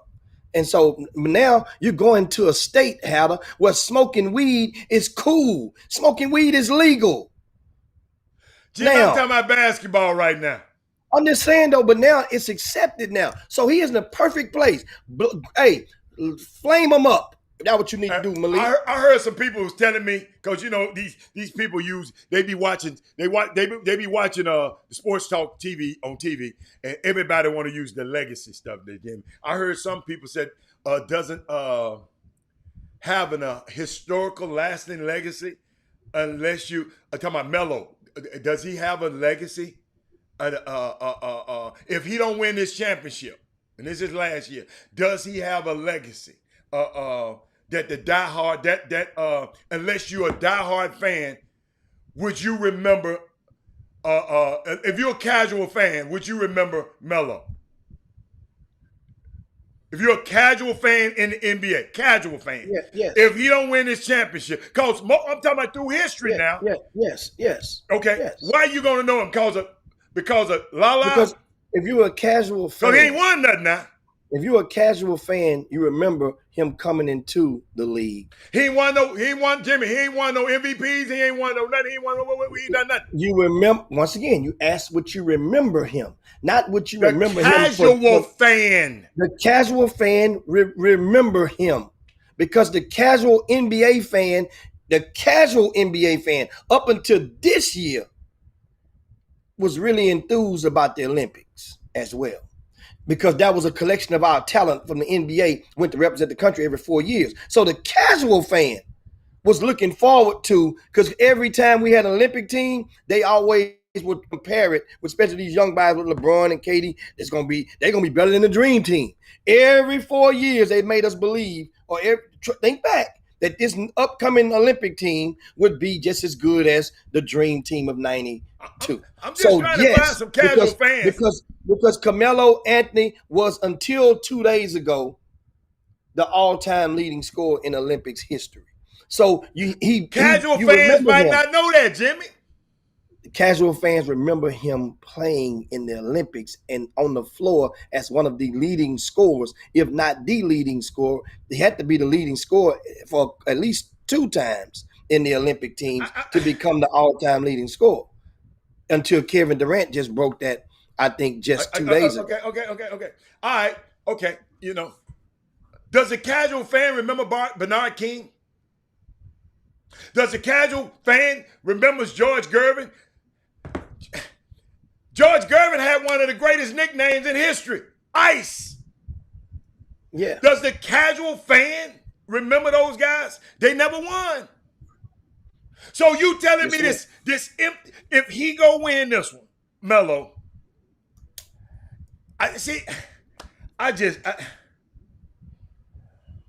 great scorers in this league. I wish y'all do me a favor. Go back and look at Bernard King. One of the greatest players I ever seen in my life. Go back and look at George Gervin. Bernard King didn't have the advertising opportunities, the marketing opportunities that Carmelo Anthony had in his career. Carmelo Anthony had a shoe that was one of the most popular selling sneaker shoes in the world. When? What year? Over his collective career. He had the Melos. How many of y'all got some Melos? I know I ain't never seen. I ain't never seen no Melo. I just ain't never seen no Melo, Jim. I ain't got now. How many pair of Hardens you saw wearing that somebody buying out the store, wearing in Houston, Texas, walking down the streets that wasn't playing for one of his summer teams? I ain't talking about how. You talking about Melo? Well, I'm just saying, but that's next up, because we're gonna say but the casual fan. But you said he had one of the most popular shoes ever. Would the casual fan remember James Harden? They would be more prone to remember Carmelo for the reason I just gave you about the Olympics than they would James Harden. They gonna remember James Harden because James Harden. And what James is that? Harden the MVP. Melo ain't never been no MVP. So they remember him from being the MVP. Really? Jimmy, everybody don't get to be an MVP of the NBA. Y'all think that shit easy. Jimmy, ain't but 4,000 people ever been in the NBA. Ain't been but 75 years in the NBA, Jimmy. Ain't been but 74 MVPs. 74. In the whole wide world, in history, it ain't been but 74 MVPs, because it's the 75th year. And James is one of them. That's not a good analogy.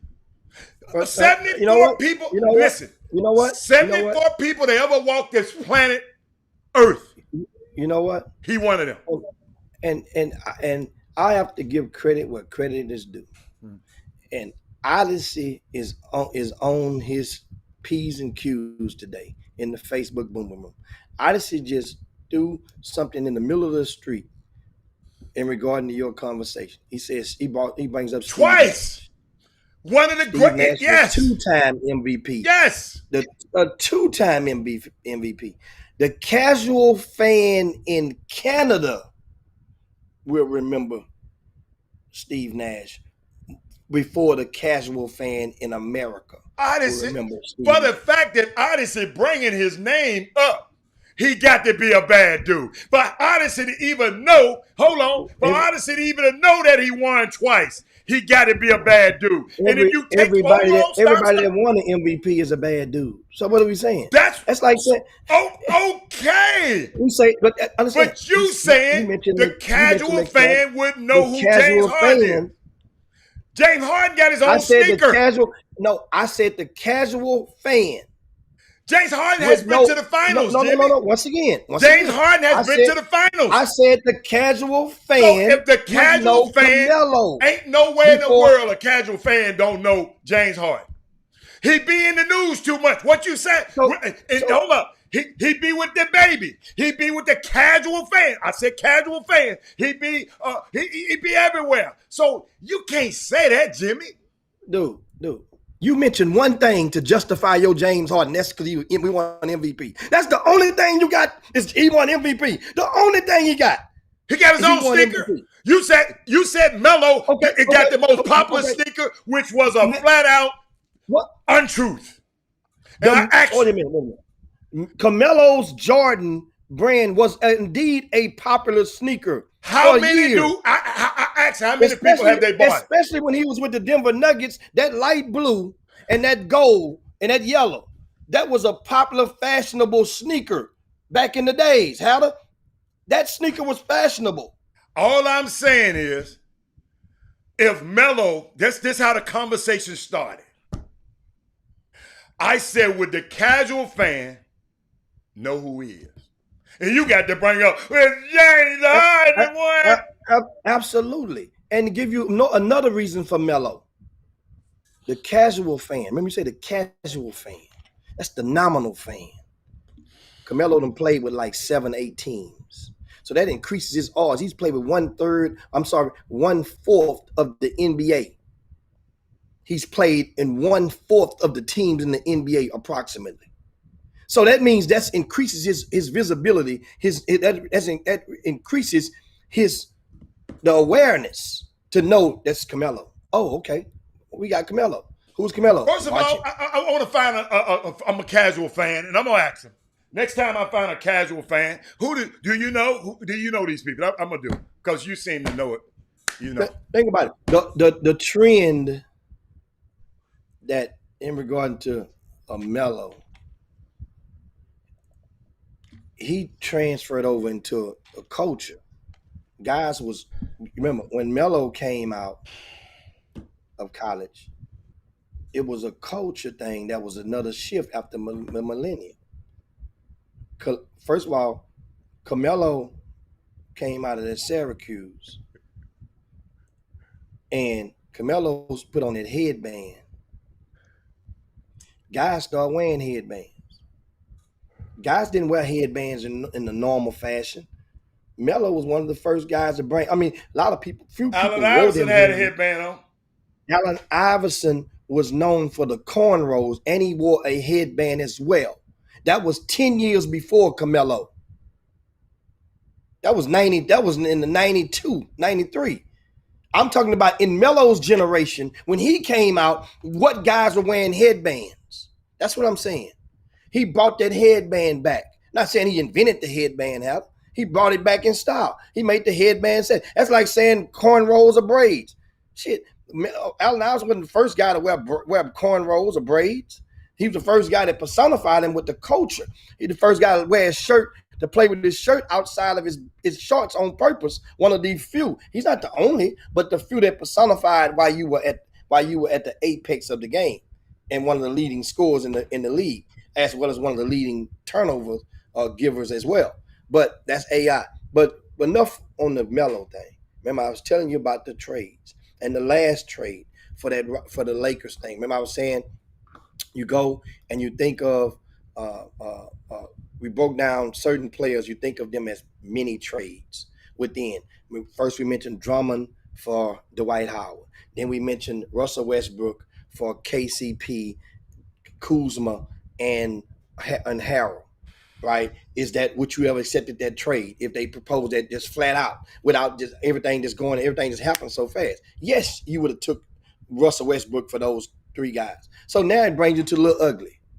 Lil Ugly, would you have gave up Lil Ugly for let's say Wayne Ellington, Malik Monk, Kendrick Nunn, and Malik Monk? Would you have gave up Wayne Ellington for those three? I'm a little partial. I don't like now. I mean, I'm not fond of neither of those players. I'm not so either. But Lil Ugly had tore his draws with the team. Well, I know they offered Lil Ugly $80 million. They ain't offered now one of them clowns you just mentioned nowhere close to $80 million together. But it was not a happy workplace. Look ugly, say I'm worth $100 million. Yeah. But guess what he's doing right now, Jimmy? He don't have a deal at all. And the money is drying up. The salary caps are drying up. So his ass about to see what he's worth by the $100 million, huh? He about, what team is he with? In Paul Miranda, I didn't have no argument over whether James and Melo. I was just using an analogy. So you worried about somebody winning, man. Oh, he quit clowning.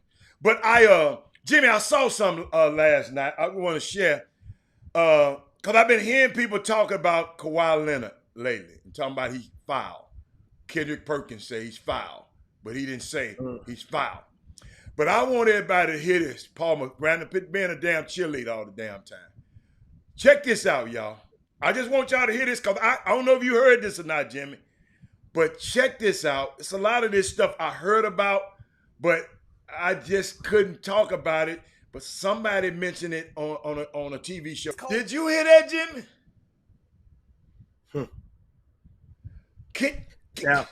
Now, mind you, how many days ago was that? A day or two. Have you heard anybody from Kawhi's camp denying it? No, sir.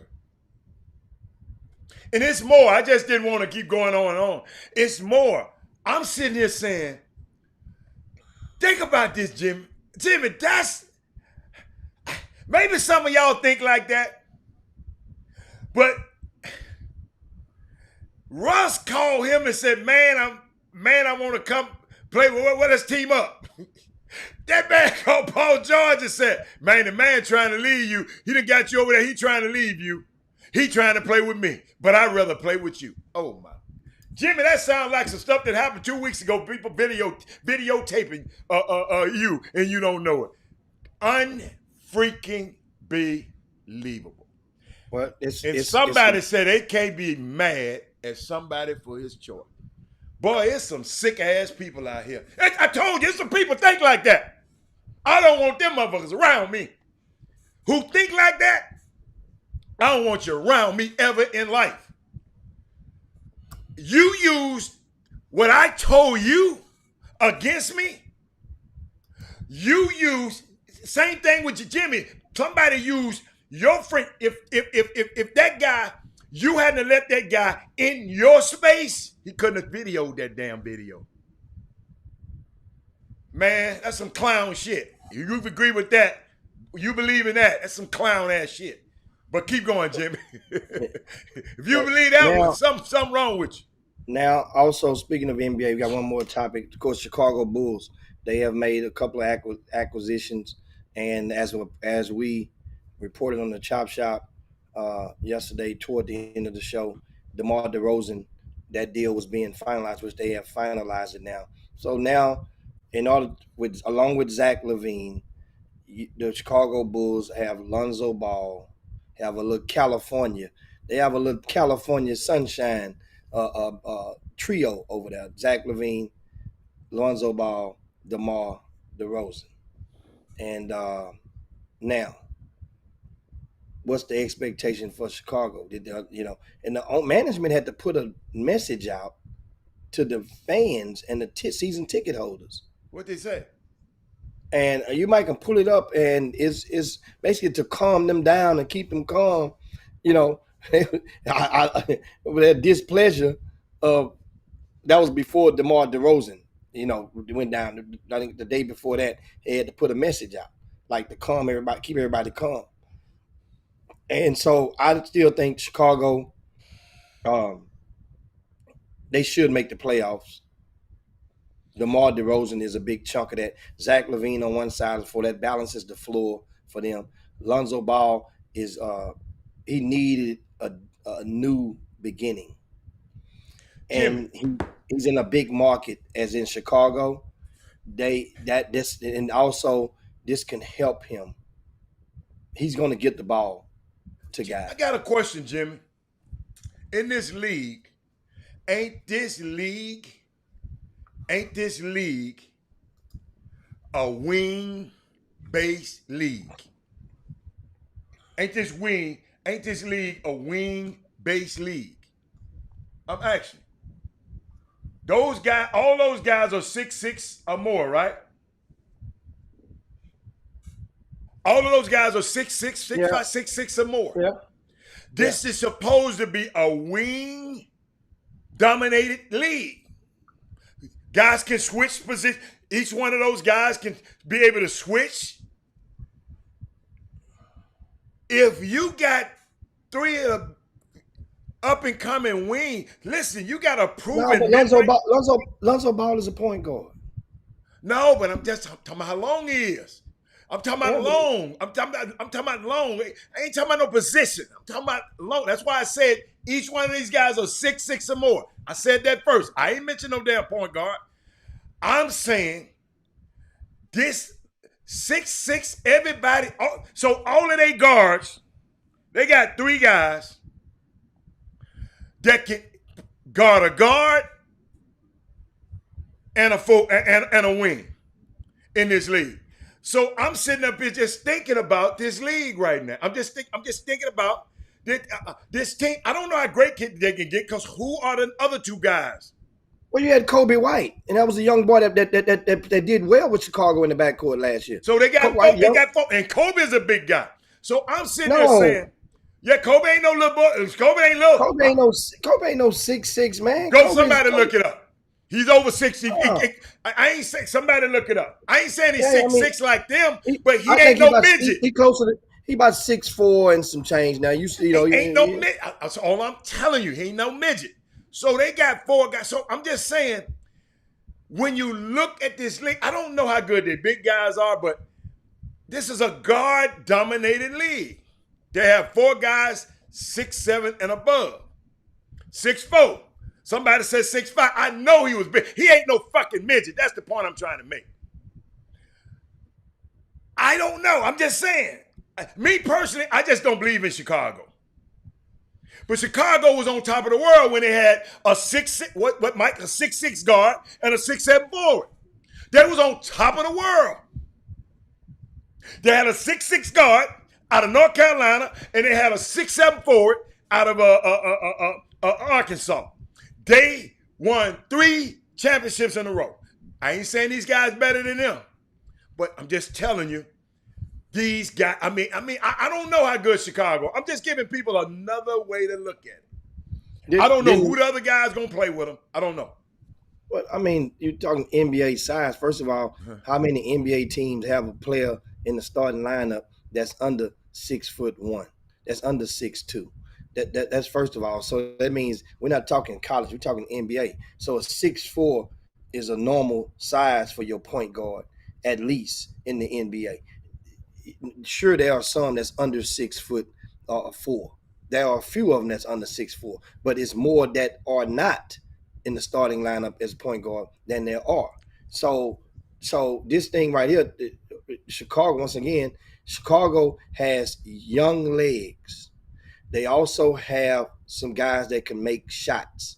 DeMar DeRozan can make shots. Zach LaVine can make shots. Kobe White can make shots. You have another guy that's coming off the apex of his career, but he's serviceable as a bench coach, and he's also can give you good 12 minutes to 15 minutes off their bench, and that's Alex Caruso. Alex Caruso is not chopped liver. He's not garbage. You got everybody that plays that's a reserve doesn't have to be a superstar. You just have to be a star in your role. And we've saw now, time will tell if Alex Caruso for his first time from up under the thumbnail of LeBron James, will he be able to give you some of those inject some of that same type of energy or productivity in his game? But right now, I do think that Chicago Bulls is a playoff team. Right now, that team is a playoff team. They're time will tell, but I think they are. And what else we had on going to topics today? First, we got some NCAA. Well, some NCAA stuff. First dose of NCAA news is that there was a secret meeting yesterday, according to reports from some of the officials from the Pac-12 and the Big 12. they met about the possibility to explore some options, put it like that. And one of the options could be possibly these conferences merging or consolidating. So that's no statement has been released on it, but the meeting did take place. Because once again, if it had not take place, then you would have seen one of those conferences send out a correction or a retraction or demand for them to stop or just flat out saying they lied. Nobody said that. So keep your eyes open in regarding also the AAC commissioner. Remember, ESPN was accused to be in cahoots by the Big 12 of trying to perpetuate a breakup or dissolve on exporting of some of their teams to other conferences, and one being the AAC, which includes Memphis, Houston, UConn, and SMU and those guys. Well, the Big 12 commissioner the big AAC commissioner has come out this morning with a statement saying that's some crap. We ain't trying to break them up. Matter of fact, we're good. So they saying the ESPN? Yes, they filed court documents about. It happened about 4 days ago, about 4 or 5 days ago. The Big 12 accused ESPN and some of their commentators from basically being in cahoots with trying to motivate some schools and give them tips to broker them to how to get the hell up out of the Big 12. And so that was the accusation. The ESPN responded. And I'm sitting there laughing at you, but instead, the Big Ten should be proactive in going to try to find them a better situation instead of worrying about what the hell the ESPN, because ESPN going to be a valued partner at some point. I mean, sometimes, think about that, Jimmy. Instead of saying, okay, let's figure out that didn't happen. Texas and Oklahoma, they're gone. Now let us go and point our vision toward going and doing something for the betterment of our thing, of our conference. Man, don't let two guys stop y'all from. I know two powerful guys left. Don't get it twisted. But why they think about this, Jimmy? Why are you fighting with the media? What you said the other day? They buy the ink by the what? You don't mess with nobody that buy the ink by the barrel. ESPN buys it by the barrel. So I hope, I really, really hope that these people are different. I really, really hope. I really hope they just concentrate on saying, well, how can we make this conference better? That's what I hope. That's my hope. Yeah, and then of course, and give correction for those in the YouTube land. I said twice, UConn. UConn meant to say Cincinnati. UConn is no longer a member of the same conference. That's right. Cincinnati is who I was thinking about, but UConn kept saying, rolling out the mouth. So what the ACC want to do? You mean the AAC? AAC, what they want to do? Well, there's no word on them. They just basically defended themselves, basically saying, look, we're not in no cahoots. We're cool right now. Now, meanwhile, we all know there were early reports, and you got to realize a lot of intel that I received being in the building with college coaches over 3 of the last 4 weeks, and some of these Division I coaches that represent some of these very schools, they have ideas of what's going on because they have meetings within themselves, and everybody's going to ask us, what's going on. So some of my intel is coming from some of those college coaches, but that some of the intel may have been 1 week ago, 2 weeks ago, 3 weeks ago, so to speak. Herb just said something was key to me. He said U of H, Memphis, Wichita State going to the Big 12. U of H had been contacted early on when this stuff first hit about possibility of joining. But the thing was, U of H with the revenue share, and with U of H right now, at that time, They wasn't just blown away. U of H wanted to be in the conference because of University of Texas. Remember, they wanted to be with Texas. Yeah. If Texas is gone, U of H ain't really enthused about reforming the Southwest Conference again with Baylor and those guys. They wanted Texas. Just like A&M didn't want to be with Texas, But U the of H Big wanted to be with 12 Texas. is a bigger conference than the AAC. It's a bigger conference. So yes. I'm just saying, why would that's Jimmy? I'm listening to you. People always got reasons why they shouldn't. I'm trying to say, would it be viable if they could? I know they was mad about that, but I'm just saying, would it be a viable conference? Could it be like a few minutes ago? These people want to sue ESPN. Why don't you concentrate? If Memphis, who was that? U of H and Wichita State can help the Big 12. Why wouldn't they do it? Big 12 need to be trying to. I'm just saying. Well, first of all, I have to understand something. These moves are football based first. These decisions are football based first, not basketball first. Okay. So a lot of the schools, Wichita State don't have a football team. They don't have a football team. Memphis does. A lot of schools don't. You have to. To join those types of conferences. They expect you to meet a minimum attendance. Your average attendance in football, they needed to be at a certain threshold. Okay. Your average attendance. That'll hurt you. I don't know what that number is, but we know that certain schools ain't gonna have a chance in hell because they don't have. Because now the revenue share. That means if my stadium holds 100,000 and my revenue producing on my home games, and we're doing a revenue share, then that means if your stadium only holds 40,000 and you're not even packing that in, and we got to split the money. That ain't fair. I need your stuff to be in the same range of my stadium. My seats need to be in the same range. That way now we toting our fair share of the note. So that's why a lot of schools, they may very well be good enough in one sport, but not in the other. Football is what drive this whole thing. Football. So now you look over and you see University of Texas, you see Oklahoma. What do they average in their home football games? What do they sell in merchandise? What type of alumni base do they have? So they can play with the big boys. So what they supposed to do? So it might not be no teams out there like that. Might not be no schools out there like meet that criteria. So what they just said, okay, Texas and Oklahoma left. Okay, we're gonna just keep doing what we're doing. Don't do nothing. That's what you're saying. Because it might not be no other schools meet those criteria. You saying? No. But that is a minimum requirement. I'm telling you. I didn't hear that. You ain't hearing me. It might not be no schools that be able to meet those requirements. So what is my question is, what is the Big 12 gonna do? Sit there and cry? Sit there and whine about ESPN?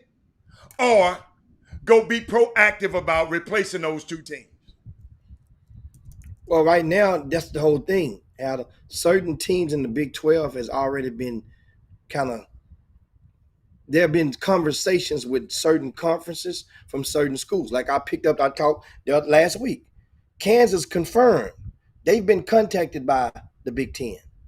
Our state has confirmed they've been contacted by the Big 10. You know why? Because know what that means? That means the rivalry with Iowa versus Iowa State. Okay. It comes back into fruition. Okay. That's big. Now we down in Texas, that rivalry don't mean nothing. It's big out there. It's big. But that's big as hell to the people in Iowa. They don't get to play anymore. Kind of like the A&M versus Texas. So you saying that's just break up so you saying the teams just need to leave the Big 12? Well, here's the thing. It's like a poker game. There's a buyout. You see? No, I'm saying I ain't talking about the logistics. I'm saying what you saying. What the Big 12 should just disband. Because we go. No. What are you saying? No, the Big 12. First of all, the Big 12, for them to have to go and replace some big ass shoes, you got to go and replace UT and Oklahoma. Right. Not just one or the other. You got to replace both. And you have to add 2 teams to make it an even number. Gotcha. So that means now to go and add that team, it might be attractive in one sport, but not in the revenue producing sport of football. So who do you go and get? Who do you go and lure? That means you have to go, once again, they will look at the attendance first. Who's winning, who has the attendance. That's like, I think there was talks just last year. I think Notre Dame is finally going to go into one of the conference. I want to say the Big Ten or somebody. You can correct me. I don't think so. I'm saying that'll be hard because they got one of the best, the sweetheart deals with NBC right now. It's Jim. We got one of the best deals ever with NBC. So I know what people been talking about Notre Dame, but that's a good question. Notre Dame, where would they go? What, to the Big Ten?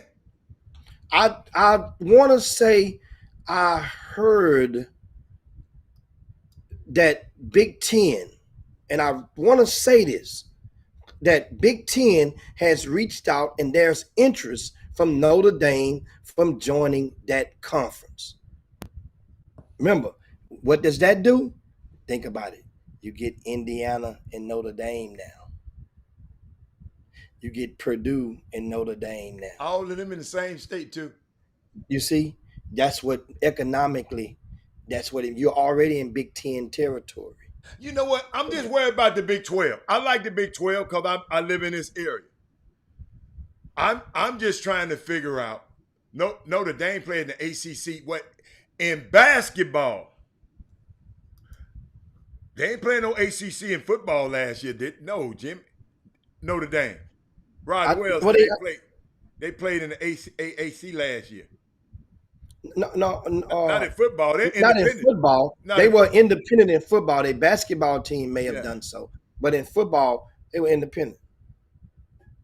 They were looking at the Big Ten football revenue and the television rights with ABC. Okay, so they've been taking a look at it. I'm telling you, for some reason, people keep talking about it. They got a sweetheart deal.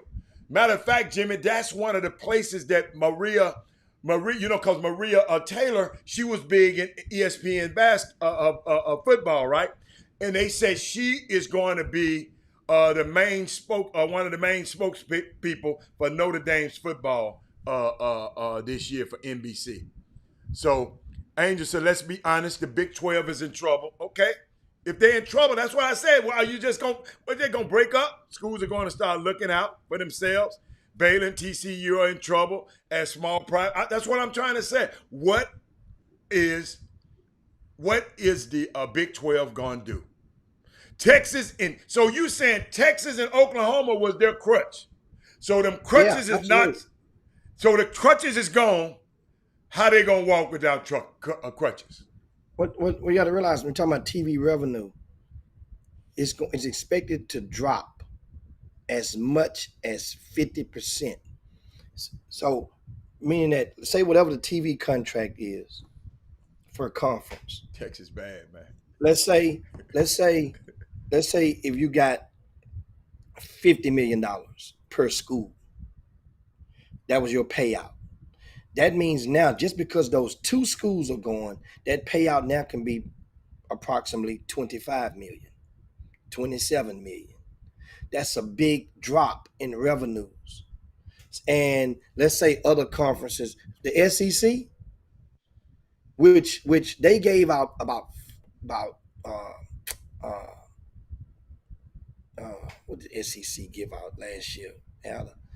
About $44 million per team. That number is going to jump up because Texas and Oklahoma is coming. So that number is going to jump up to about maybe as much as $70 million per team. That's per school. Right. That's in there. That's the revenue sharing that they do. So that means I don't want nobody to come and join the conference that not going to help my numbers. Hell, we can keep the same share and go with a big team. Where on earth is another Texas and Oklahoma? Where? That's the point I've been trying to make the whole time. Where is there another Oklahoma in Texas? What? Notre Dame is one. But Notre then Dame guess ain't what? coming here. Ain't coming But that's to the whole thing. But that's what I'm saying though. While the payout for the Big Ten is greater than the payout for this Big 12, the new look Big 12. So why would you take less money? If you decided to join, you would join the Big Ten. It just didn't make economic sense. I sure would like to be in some of these rooms around. I sure would like to be in some of these Power 5 rooms. And you know what's so funny that I read earlier in doing this? The commissioner of the SEC is on the committee, and he's the person who was the architect, the initiator, the proposer of this new 12-team football playoff. Say it again. You guys remember it? The commissioner of the SEC was the initiator of the proposed 12-team football tournament that would replace the 4-team tournament that we already have in place. The 12-team football tournament for the college football championships. So think about this. This commissioner of the SEC proposed this in the meetings earlier this year. You don't think do you think that he didn't have a snippet of a hint that they probably was about to lure Texas and Oklahoma in? Because if you got a 12-team football playoff bracket, it helps the SEC to get more teams in. So now you don't have to win the conference tournament or have the best record. You could possibly get 4 teams in now. Because now, based on strength of schedule, based on the fact that you can lose a game now people are not afraid. You can lose 2 games now in that football and still. So now, what do you think about that guy? That's one something. Let's give you something to think on. Speaking of something to think on, how about the gender inequity report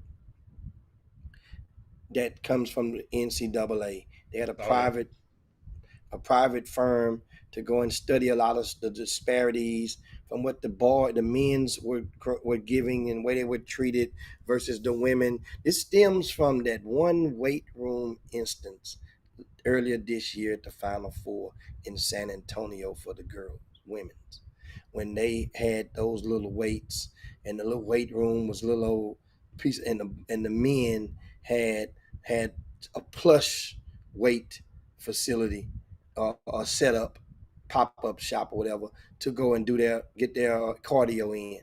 So now, one of the proposals is that from the report is that they should consolidate the men and women's Final Four into one city.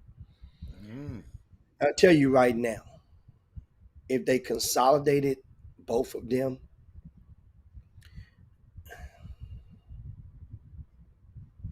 the fans economically loses, because now there's twice as many people taking the planes to that particular city from across the country. When the planes get full, you know what happens to the price of plane tickets as the planes get full during a certain span of time? You go up. Do you know what happens to the hotel prices when the demand for hotel rooms? It doubles. It's already hard to find hotels. Now it doubles because possibly twice the same or 2 times as many people, or at least 50% increase would happen by putting them in the same city. What about the rental cars? The demand for rental cars would spike up. And I don't see the damn prices going down no time soon before this next Final Four and the market reestablishing himself back to where we used to be able to get a rental car for $30, $35 a day for a decent full-size car. I don't see it happening nowhere. Those cars are now $9. Why can't they have it in the same city but different? Because they coincide at the same time. Yes. The boys is always on Saturday and Monday. The girls is on Friday and Sunday. I don't know. I think it's doable. Yeah, I but think it comes with a sacrifice. I But mean, the sacrifice They is don't going care to be. about no damn fans. But yes, they do. That's the whole point of this. They're thinking that some of those men fans would go ahead and buy tickets to the women since they're in town. I'm And talking which about is they ain't possibly worried so. about the fans being charged more money. No, they're not worried about that. That's the point I'm saying. They ain't worried about That's that. why. But then fans that they're worried about in order to increase their. That's the $29 a report. day for a Camry. No, he said $129 a day. I said 120. Not I mean 129 Oh. a day. That's about what they are now. Yes. That's why I say from $90 to $150 for a full size car now. That's the normal. That's the range.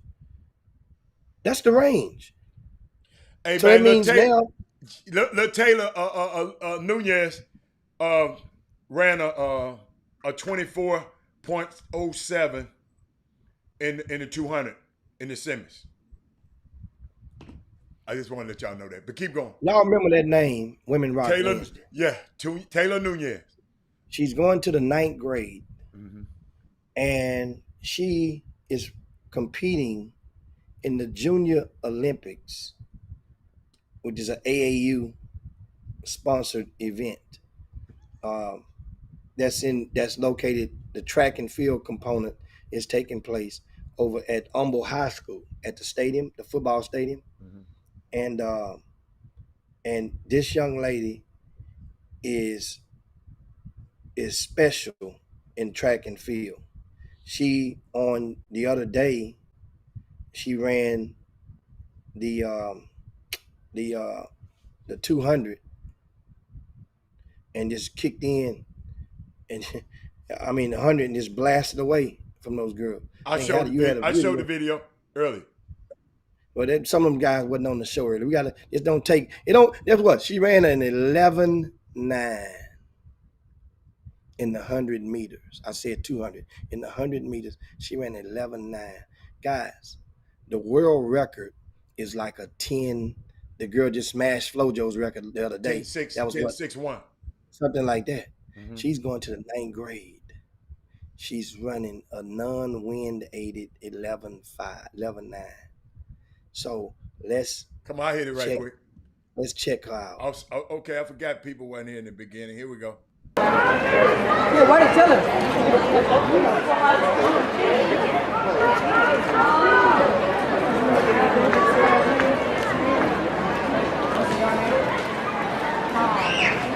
I got 18 on the dial.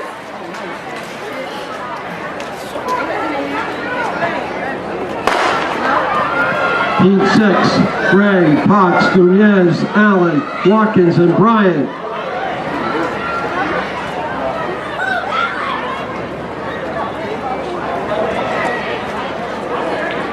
Taylor Nunez, 1185. Hold on. This correction. 1185. Okay, I got something else. Hold on. Not 11.9, 11.8. Okay, I got something else for We you. got some more. Bryant, Nunez, Black, Emily, Curry, Good, and Weber.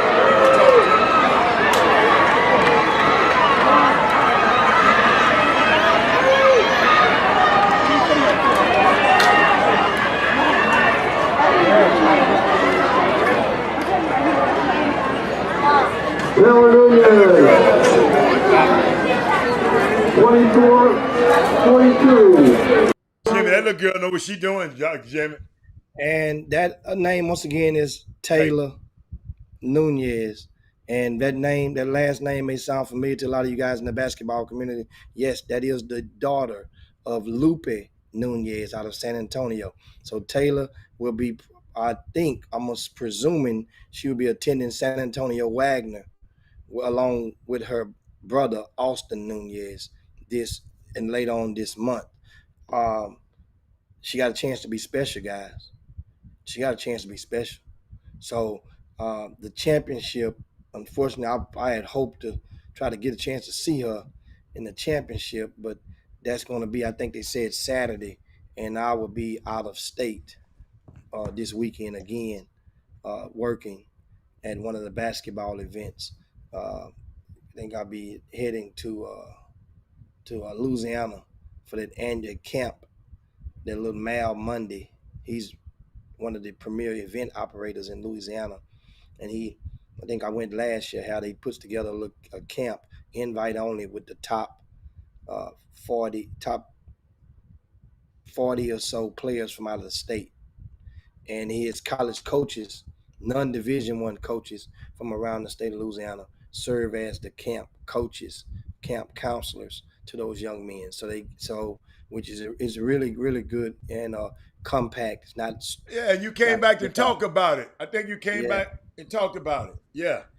So I good on that, because Louisiana is every state has and every area has peaks and valleys, and so Louisiana, they're in the valley right now. It's time to try to find the next biggest thing out of Louisiana to restore them. It always used to be fun. Texas is going to have their fair share of guys in basketball, but now we're missing that thump from Mississippi and Louisiana right now. It seems like Arkansas and Oklahoma has been stealing the thunder of Mississippi and Louisiana in the last couple of years. So we're going to try to see and cultivate the talent down there, try to help accelerate the process of exposure for a lot of those young guys. So that's what we're going to do. You know what, Jimmy, I want to share something. I was talking to Lupe last night, and he said something that it resonated in my mind in recruiting. And I'm going to give it to y'all. I don't know we're going to end the show in a minute, but I thought about it last night. He said something that made so much, just talking about recruiting, and he talking about, the people talking about, they want love, and the people who they want the videos and all that kind of stuff. But he said something. He used an analogy between the coaches, the college coaches, and what they want, and the college and the videos and the mixtapes these players get and form their opinions about a lot of things. He said, Robert, this community, this summer basketball community, they say they pay more attention to a guy that making $40,000 and putting out a tweet rather than the guys that's making millions to make decisions. I'm going to repeat that. He said, Robert, these people out here would pay more attention to the $40,000 a year guy that's putting out a tweet rather than a guy making millions, making decisions.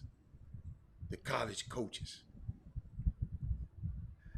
It just made me think, Jimmy, and because I hear the people, I'm not getting no love. So if you're tweeting about it, the college coach is saying you this, you're ranked high over the world in the country, and so you're there. And the college coach is saying I like you. The top college coaches, but you worried about whether somebody tweeting about you or not.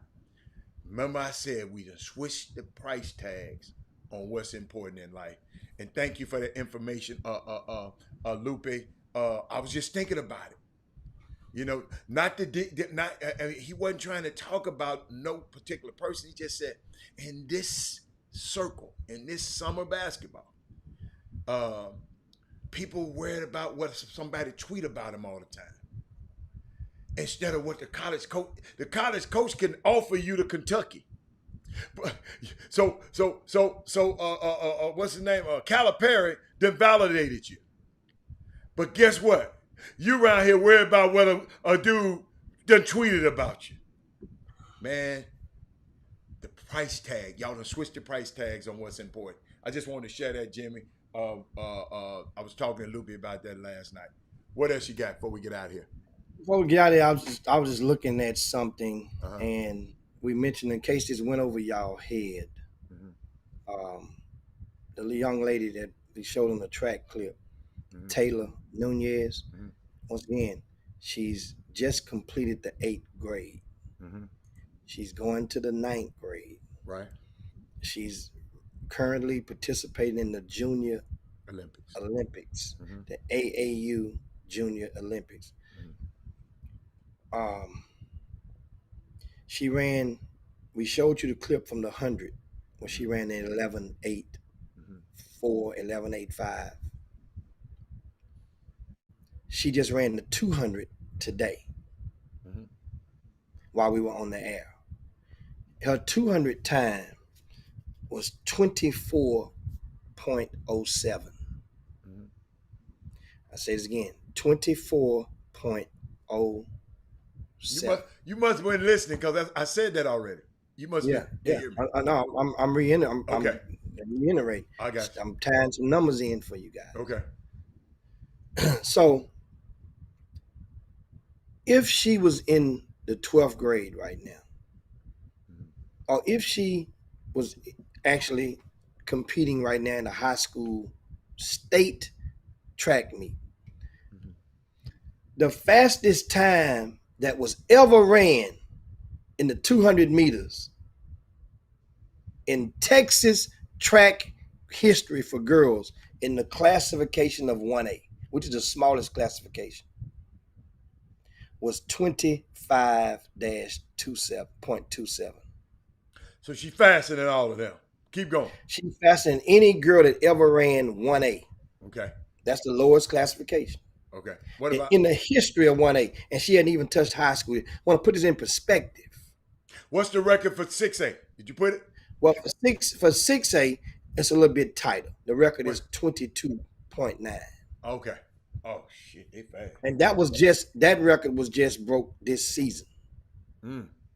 This season, a young girl broke that record in 200, 22.9. Young girl out of San Antonio, ironically.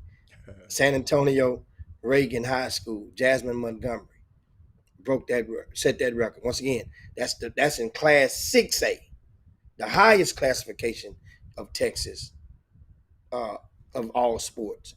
So now, just to put things in perspective, just to play with this a little while, let's check on 5A.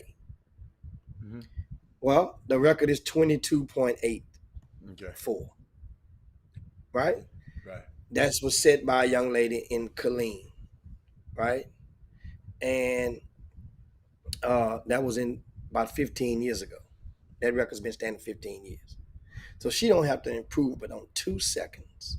She has 4 years to improve her time on the 100 by a half of a second, and in the 200 by 2 seconds. And her dad said her body haven't even matured yet.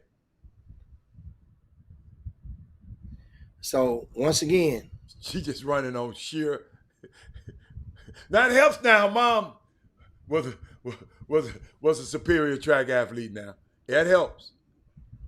So it's safe to say, and in case you're wondering, in class 4A, the record is a 23:02.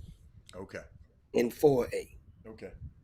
Right? That's the class that Yates, Booker T. Washington, Silsby, all those guys are in class 4A. 23:02.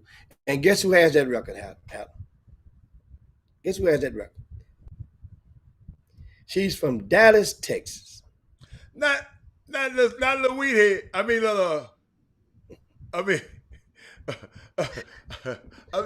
Sha'Carri Richardson is the record holder in the state of Texas for the class 4A in the 200 meter dash, and she ran a 23:02 in the year 2018 when she ran that.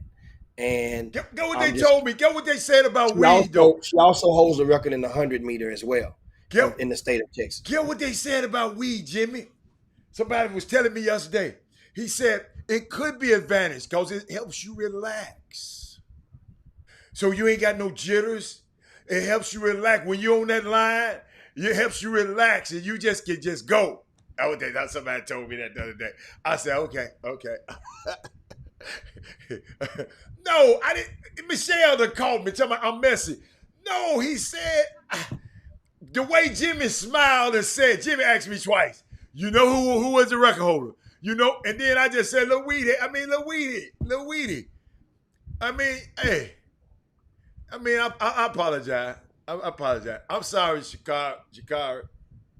You know, go on, take care of your business. Take care of your business. Yeah. Man, I just Jimmy though. Jimmy, she robbed us, Jimmy. I wanted to see that little girl. I wanted to see that little girl run so bad. I promise. Yeah, but I'm gonna tell you, I agree with Odyssey. What Odyssey say? The way that the girl, the Jamaican ran. The Jamaican would have got scared when Shakari showed up, man. Jimmy, like they get scared when tigers show up. That Jamaican would have saw Shakari.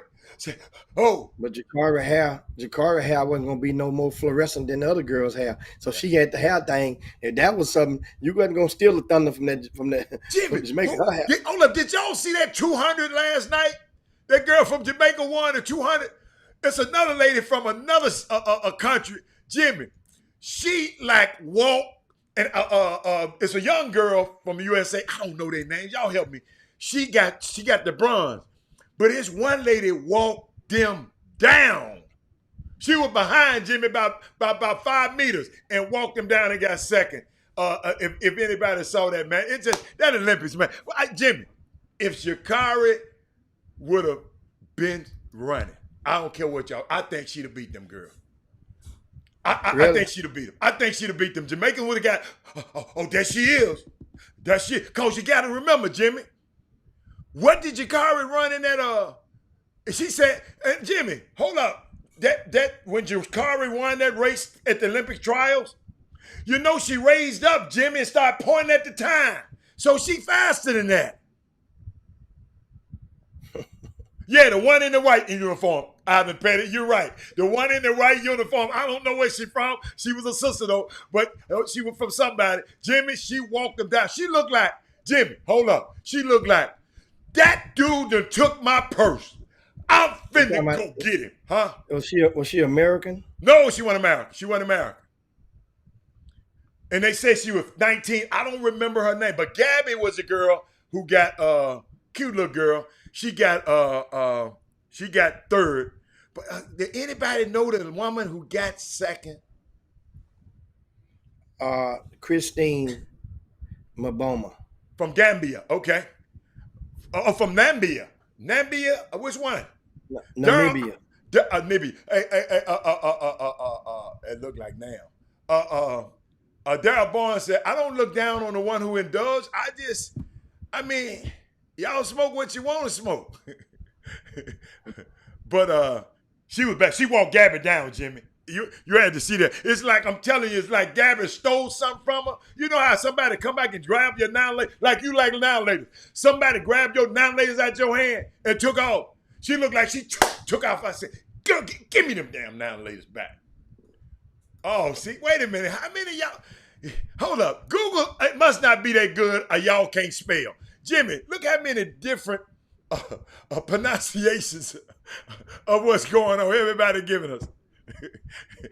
Somebody, Corey Willis said, forget the A. It's not. It is. It's what Trey Phillips said. Namiba. I said Namabi, but Namiba. That's it. It ends with an A. Darryl Barnes now said Gambia. Man, y'all got to get. Man, I ain't gonna ask y'all nothing no more. It starts with an N, man. Huh? It starts with an N. Yeah. Okay, so it's Nambi. Cause I think the I is silent. Somebody I think it's Nambia. I remember that name. Jamaica wasn't lose. I guess one thing for certain, we'll never forget how to spell the name of that country again. I bet you that. Yeah. So we learned something on the Chop Shop today. We know how not to spell it too. we know how not to spell it. Anyway, it's that time, guys. And shout out to all the ladies out there and everybody who enjoyed on the Chop Shop today. It is definitely Women Rock Wednesday. It's time to slide on down. Dino's back and yabba dabba do this thing for this Women Rock Wednesday. We'll come back tomorrow. Of course, we'll talk some more NBA talk. We'll go back. I'm quite sure the trades aren't over with yet. And the transactions, there are some more probably in store. We're going to see how this thing reveals on itself on tomorrow. Also, I have some numbers I'm going to share with you guys about the transfer portal. And I have a breakdown of every transfer of every conference, every school. I have all of the numbers right here waiting for you guys and to share with you guys. I'm sorry, on tomorrow, and you guys may be intrigued to see Some more? who's moving where. Oh, you Yeah, talking about some moves now? Yeah, the final tally of numbers and the breakdown from which conference had the most, which school had the most, which where they and what Where they end according up? to the You Power got where they Seven. end up? Yeah, I got where some end up at. Not everybody in front of that's but I got where some end up at. And I'll share Astro that Jimmy, with is you. the Astros playing now? Because somebody's still talking about them sorry Astros. Is they playing an early day game or something? Hold on. Huh? I'm glad you asked me about that. Yeah. I just want to know because they keep got that Minnie Collins. She can't help it. I'm glad you asked about the Astros, Heather, because last night I happened to get home just in time to catch the nitty gritty innings of the Astros. And Astros Cheaters. and they guess what? They booed everybody. The Dodgers fan, the largest baseball, the largest collection of fans to see a baseball game this year. So let you know the Astros is indeed a draw. Over 52,000 fans were in the Dodger Stadium last night. And just to see the Astros not just beat the Dodgers, but we shut that ass out. How do you want to know what Mookie did last night? You asked me, did you just ask me about Mookie? Is that sign language for Mookie? Is that what you just gave me? Mookie's one of the 9 strikeouts. He's one of the 9 strikeouts that McCullers gave. I like McCullers is becoming one of my favorite pitchers because he's one of them pitchers that he can dish it, he can take it. But when he on that mound striking him out and giving you the blue, he's energetic and animated on that mound. And guess what? He was giving them the business last night. The big fella, you say you don't really like the big fella. Which one? Right? Who I don't like? Alvarez. I don't never say I don't like nobody. I don't like the You know Astros. I Alvarez- don't like y'all. I don't like y'all liking the Astros. You know where Alvarez came from. You know where we got him from, don't you? What? He was heavy trash. Somebody put him on the side of the road. The Dodgers. We got him from the Dodgers. And guess what he did to the Dodgers ass last night? He hit a ball. He golfed one up out of there. Excuse me. He golfed one down the fairway. Excuse me. Mookie went 2 for 4. What is you talking about? I ain't worried about no one strikeout. Hold up. Don't let me play the video of you striking out. No, but you got to play the whole video. I'm not gonna play the whole video. I'm gonna play the video you striking out. That wasn't a strikeout. I didn't strike out. Yes, it did to me. No, that's a swing and a miss. That's not a strikeout. Which I find. I'm gonna play it tomorrow. Another ball that came. I'm playing it tomorrow. Hey, that ball in the middle of Lake Houston right now. They still ain't found that ball. So show it to him. I can't find it. It's way in the archive. I'm gonna show it to him tomorrow. I promise I'm gonna find it tonight. I'm gonna show it tomorrow.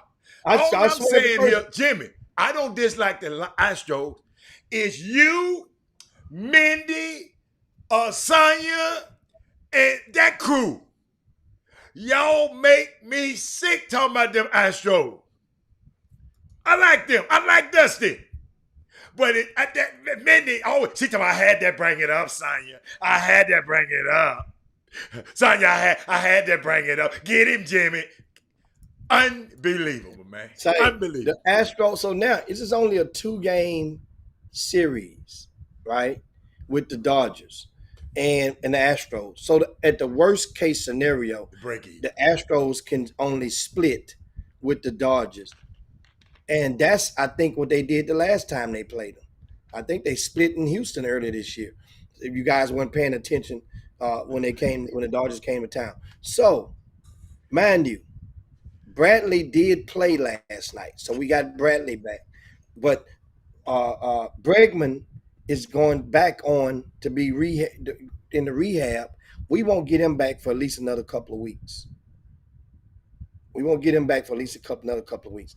And one thing I like about Dusty Baker, Dusty Baker, here's what he did. We have a lot of new players on the Astros now.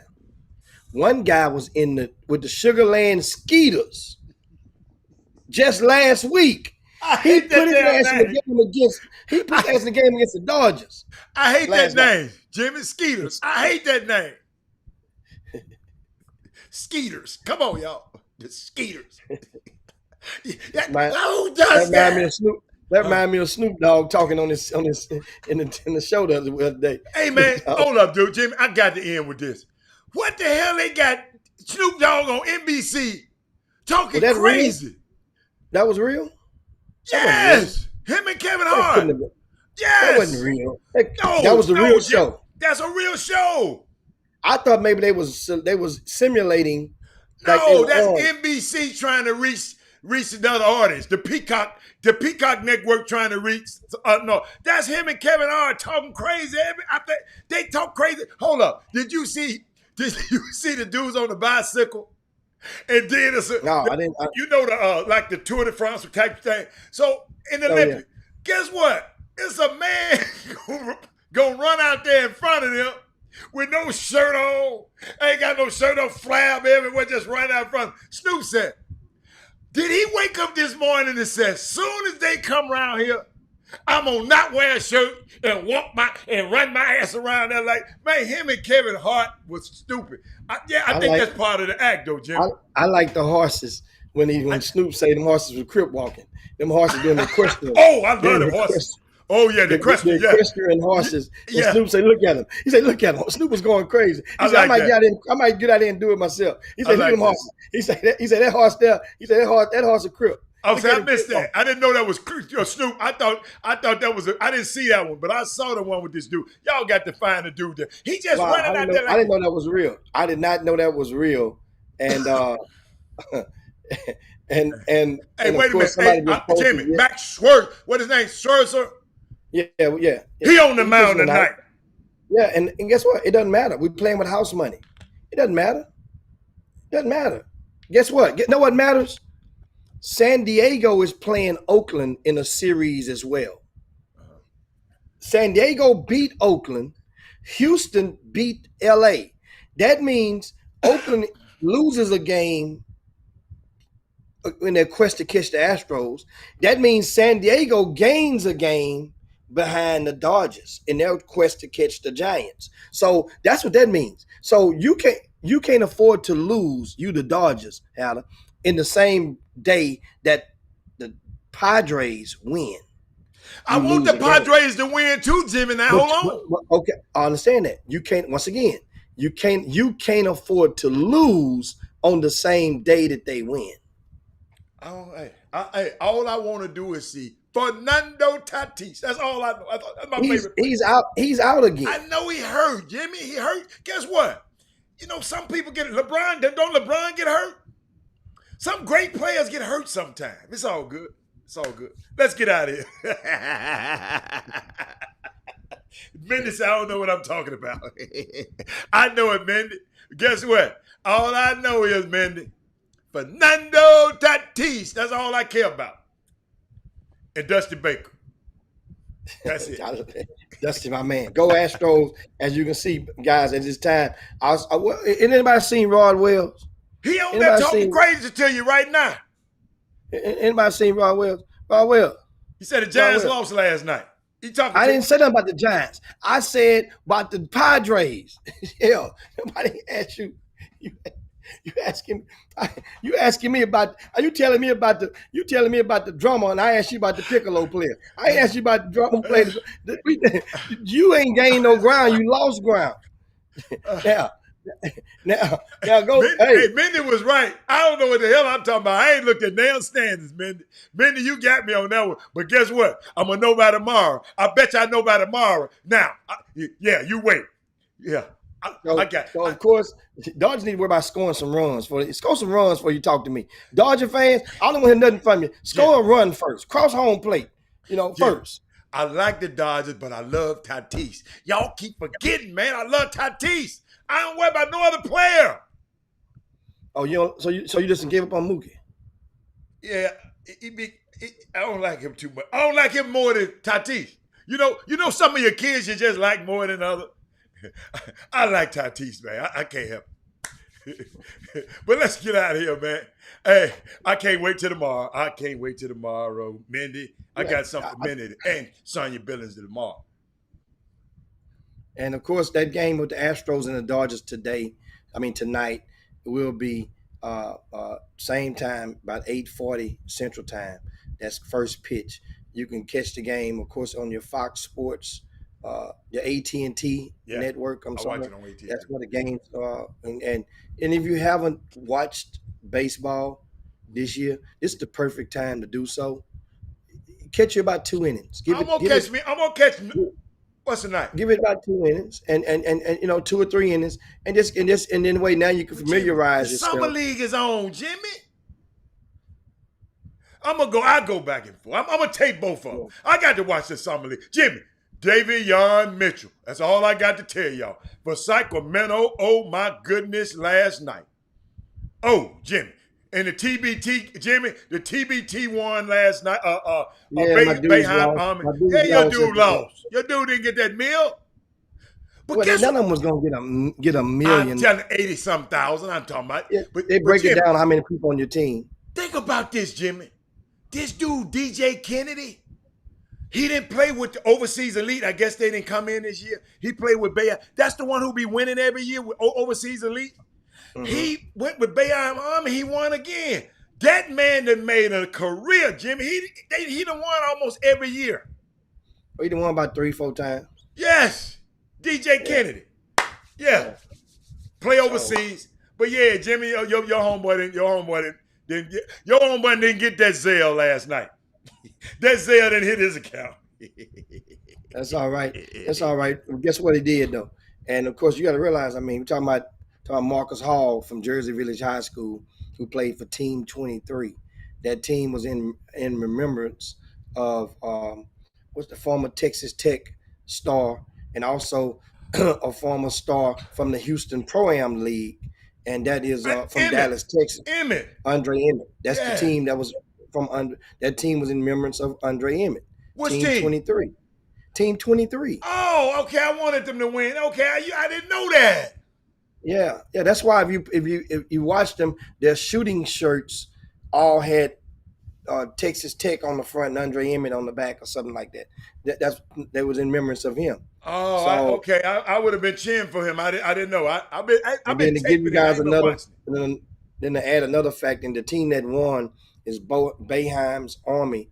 That is normally a team of former Syracuse only players. Yeah. This year they didn't do so. They went out and got some help from other players, Kiefer about Sykes. 4 other colleges. Jimmy, the guy who hit the buzzer beater, Kiefer Sykes, he got picked up by somebody. He gonna go to camp. To the summer league, you mean? Yeah, Summer League. Yes. Yeah, that's a good thing about it. That's what they're playing for. Remember, I told you that film Yeah. nowadays Yeah. is worth something. It's valuable footage. Going straight. Because now they get to see you. The scouts get to evaluate you live against formidable competition in recent days. That's why you can see the games be more intense, because it's something more at stake now. But anyway, guys, it is that time, man. Again, slide down Dino's back and yappa dabba do this thing. Make sure you share the show on your way out the door. If you would be so kind to do so, share the show on your way out the door. We got to get up out of here. It is definitely time. We're in deep overtime right now. Thanks so much for everybody for joining the Chop Shop today. And make sure you give us a thumbs up on the YouTube page as well. But we really appreciate it if you help us expand our reach by getting this show out on the World Wide Web. So just keep doing your part. If you hadn't subscribed to our YouTube channel, go over to the YouTube, search Chop Shop HTX, and you can simply hit the button and subscribe to us. In our quest, we are nearing our 1,000th subscriber. We're close, so let's help us towards our effort to get there together. Let's galvanize, and remember, let's form a fist turn these fingers into a fist and knock some stuff out. Anyway, guys, for Robert Haller, I'm Jim Hicks. See you guys in 22 hours. We up out of here. Chop shop. See y'all. Jim Hicks. Rob Hatter. You are now tuned in to the Chop Shop. I'm Retro. Let's get it. We in the Chop Shop. We live in the Chop Shop. We talking sports talk. We live in the Chop Shop. We in the Chop Shop. I'm talking sports talk. So turn your dials up. It's live in the Chop Shop. We in the Chop Shop. We live in the Chop Shop. We talking sports talk. We live in the Chop Shop.